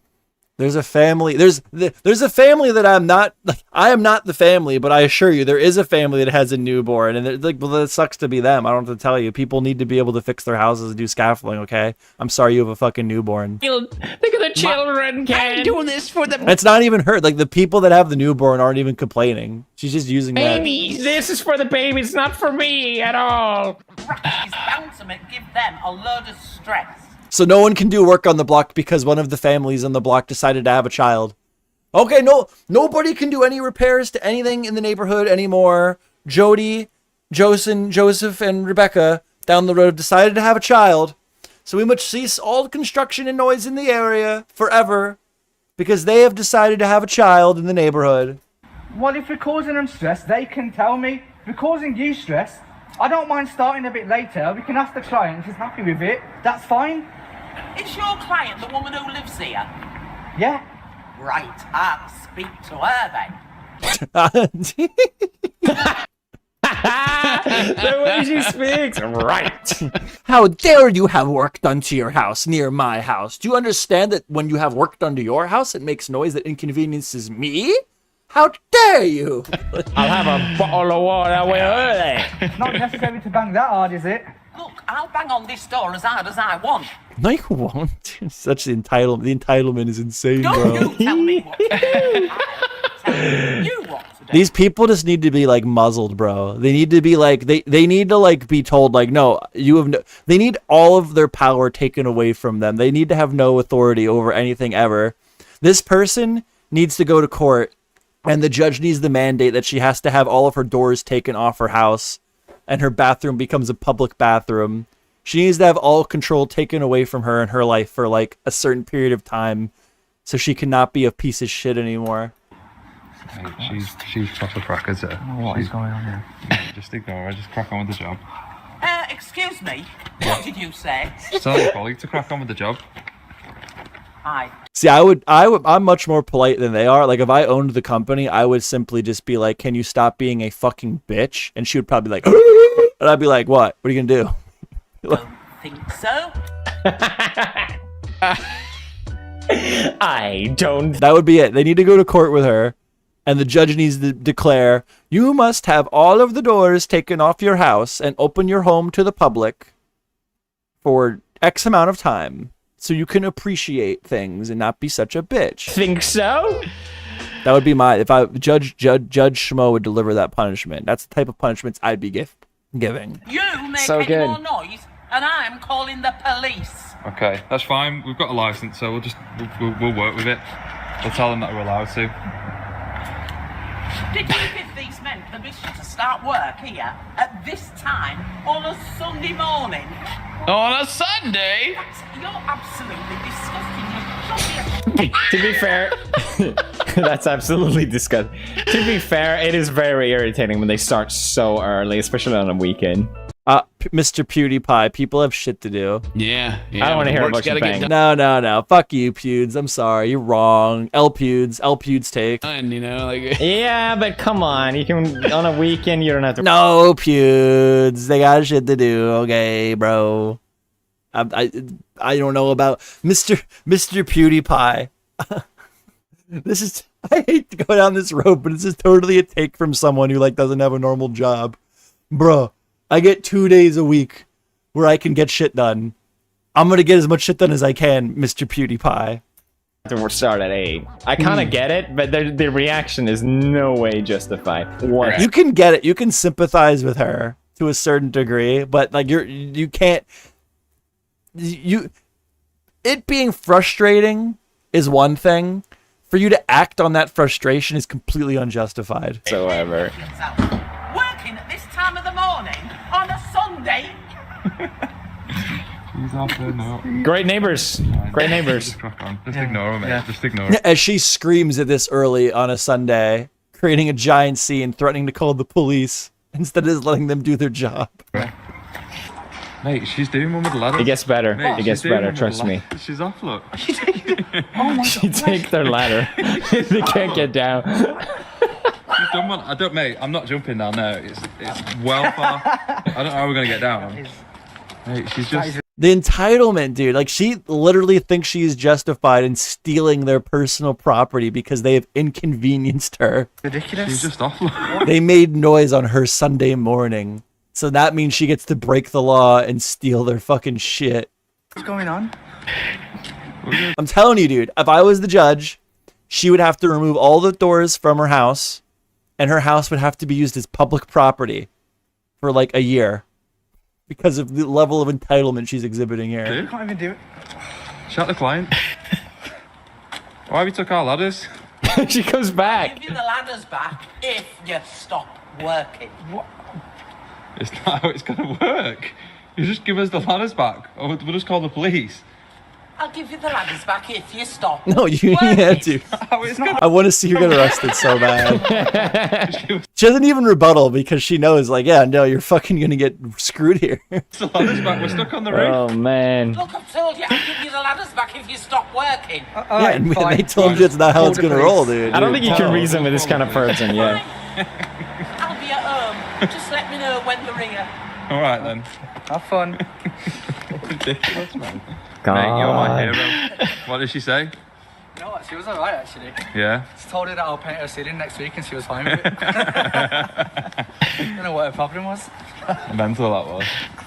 Oh, then she fucking was like, yeah, because you know what happened? She had like post-nut fucking clarity. She realized how bad she fucked up and she let herself get all hot and bothered to the point where she stole a fucking ladder. And then when they came to get the ladder back, by that time she had post-nut clarity and was like, oh, actually, I'd hire you to do work around my house if you want. Please don't call the police. I don't want to go to jail. What a gal. She went home and was embarrassed, like, oh my God. I don't think so. I'm going to take your ladder. Actually, the internet's probably the best thing to combat Karen, so we can put them up publicly.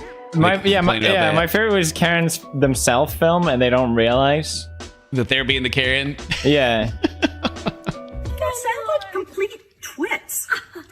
Well, that was fun. I don't know. Pewds is the last great YouTuber. Mr. Beast is not a YouTuber. That's my take. That's my big... I think Mr. Beast's biggest crime is just not being a real YouTuber. like literally, like, he is like the biggest fucking sellout ever, dude. Everything is just maximize profit. Which... It's hard to critique that because like you want to get your bag, right? But like I do think there's like a level of it. Like when you own a business, at what level are you profitable? And then like so Mr. Beast is already like a huge fucking like name. Like, he could be like a PewDiePie level YouTuber and make like millions of dollars a year. He chooses to go the extra mile where he has this like crazy level of production and hires like teams of people and then parades around like he's like, I'm taking PewDiePie's spot back from T-Series. It's like, no, like you just are a corporation now. You're the same thing. Everyone was mad that a corporation was taking the #1 spot, and then for you to take it back, you became a corporation. You have not fixed the problem. Like, the reason PewDiePie having that spot was cool is because he's like a real fucking YouTuber. He represents he represents the spirit of the site, right? He represents what YouTube was founded on. And then for you to like try to like take back that spot so that a real YouTuber has that spot again, you just became a corpo. That's my critique. That's my biggest critique to Mr. Beast. fuck everything else. That's my problem with him. But you know, if people have their goals, I don't know. Not a crime, right? Well, this stream's gone on long enough. I'm done. I'm wrapping it up. That was fun. A little upset that Bagel got upset. But you know, if you're gonna, I don't know. I don't want to say nothing on it. Bagel seems to have gotten upset with me. Just close the video, he said. They said. Man, let him talk for you. I don't know, dude. That's like the second time he did that. They did that. They did it with Rosine Pansino. It's like, just let him talk, bro. I've been letting him talk for fucking a half hour, bro. He has nothing to say. The video is titled, imagine if I made a video and it was titled like, exposing Mr. Beast. And for the first 5 minutes, I would just like, what's going on, guys? I'm MeJoeShmoe. You guys know me. I'm MeJoeShmoe. I make videos online. And, you know, people have been, like, critical of my videos online. You know, before, like, people say that I talk too fast, and it's really rude. There's people that are really rude that, like, they go into my comments and they timestamp things like, dude, are you, like, you can't, like, be patient? Try to be patient, guys. I know TikTok's not rotting your brain. Maybe if I put Subway Surfer. It's like, dude, the video is titled, like, exposing Mr. Beast, and you just spent 5 minutes bitching about people giving you criticism online. And it's like, well, you're not watching him. It's like, yeah, because he sucks. He's not entertaining. That's why I'm not watching him.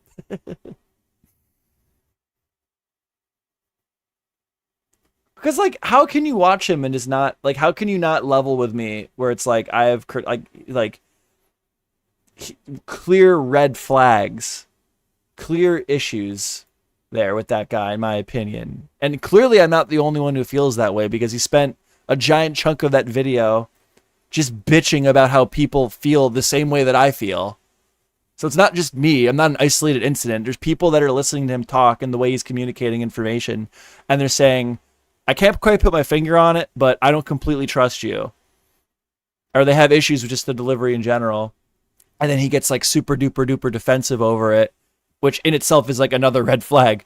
Like if you accuse someone of being a clout chaser and they get like deeply fucking offended and they start trying, like that's like, so you probably were trying to chase clout a little bit, which we all are doing that, right? It's social media. That's not the end of the world. I'm not mad at somebody for clout chasing.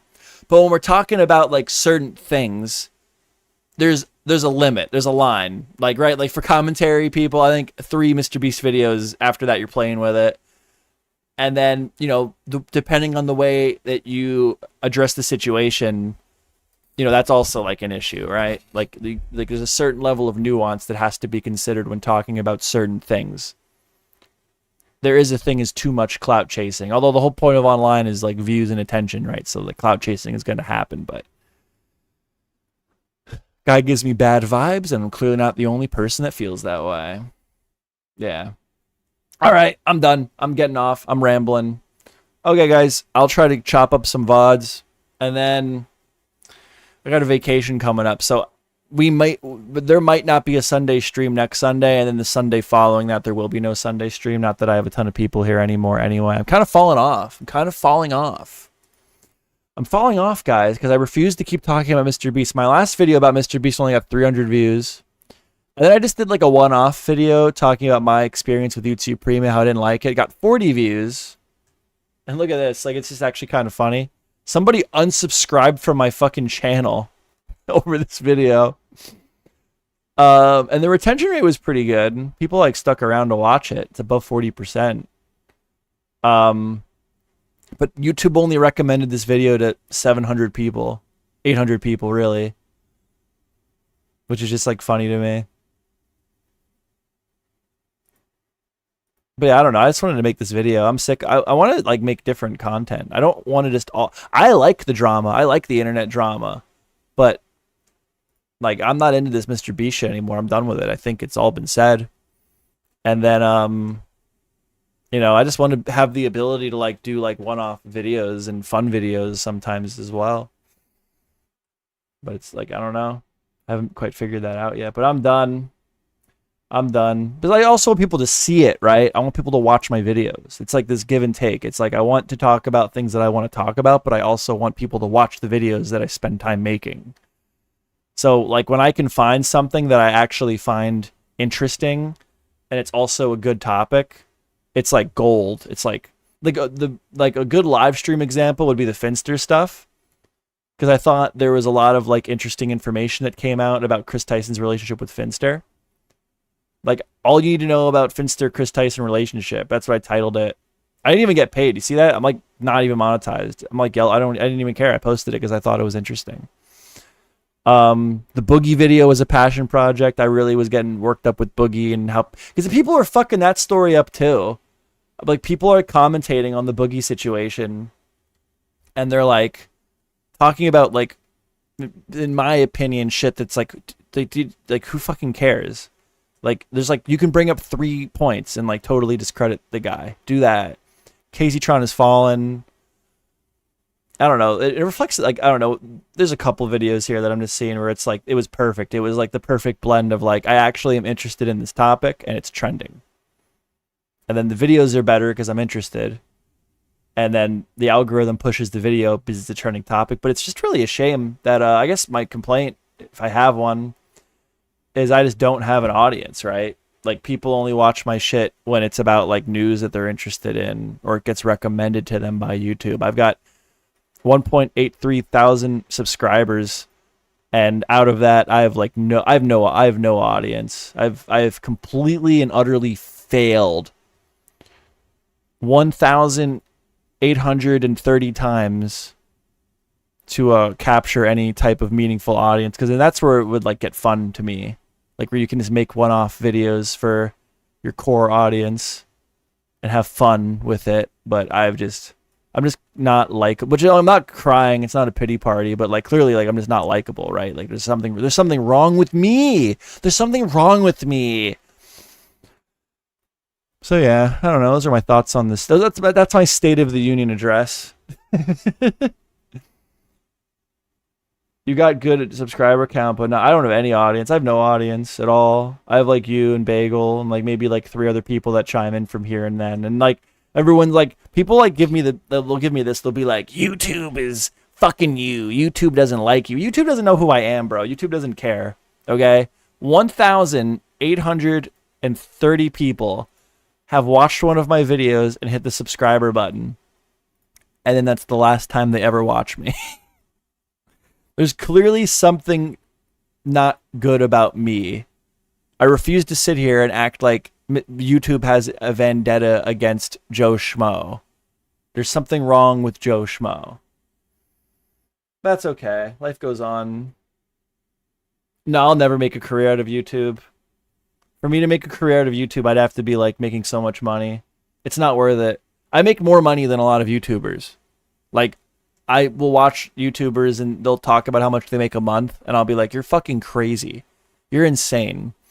And then I do the numbers on how many views I'd have to get like in a video, how much money I'd have to make for it to be like a meaningful amount. And it's just like, dude, like there's some fucking tubers out here that are fucking broke as fuck, dude. They don't make any goddamn money. And honestly, like,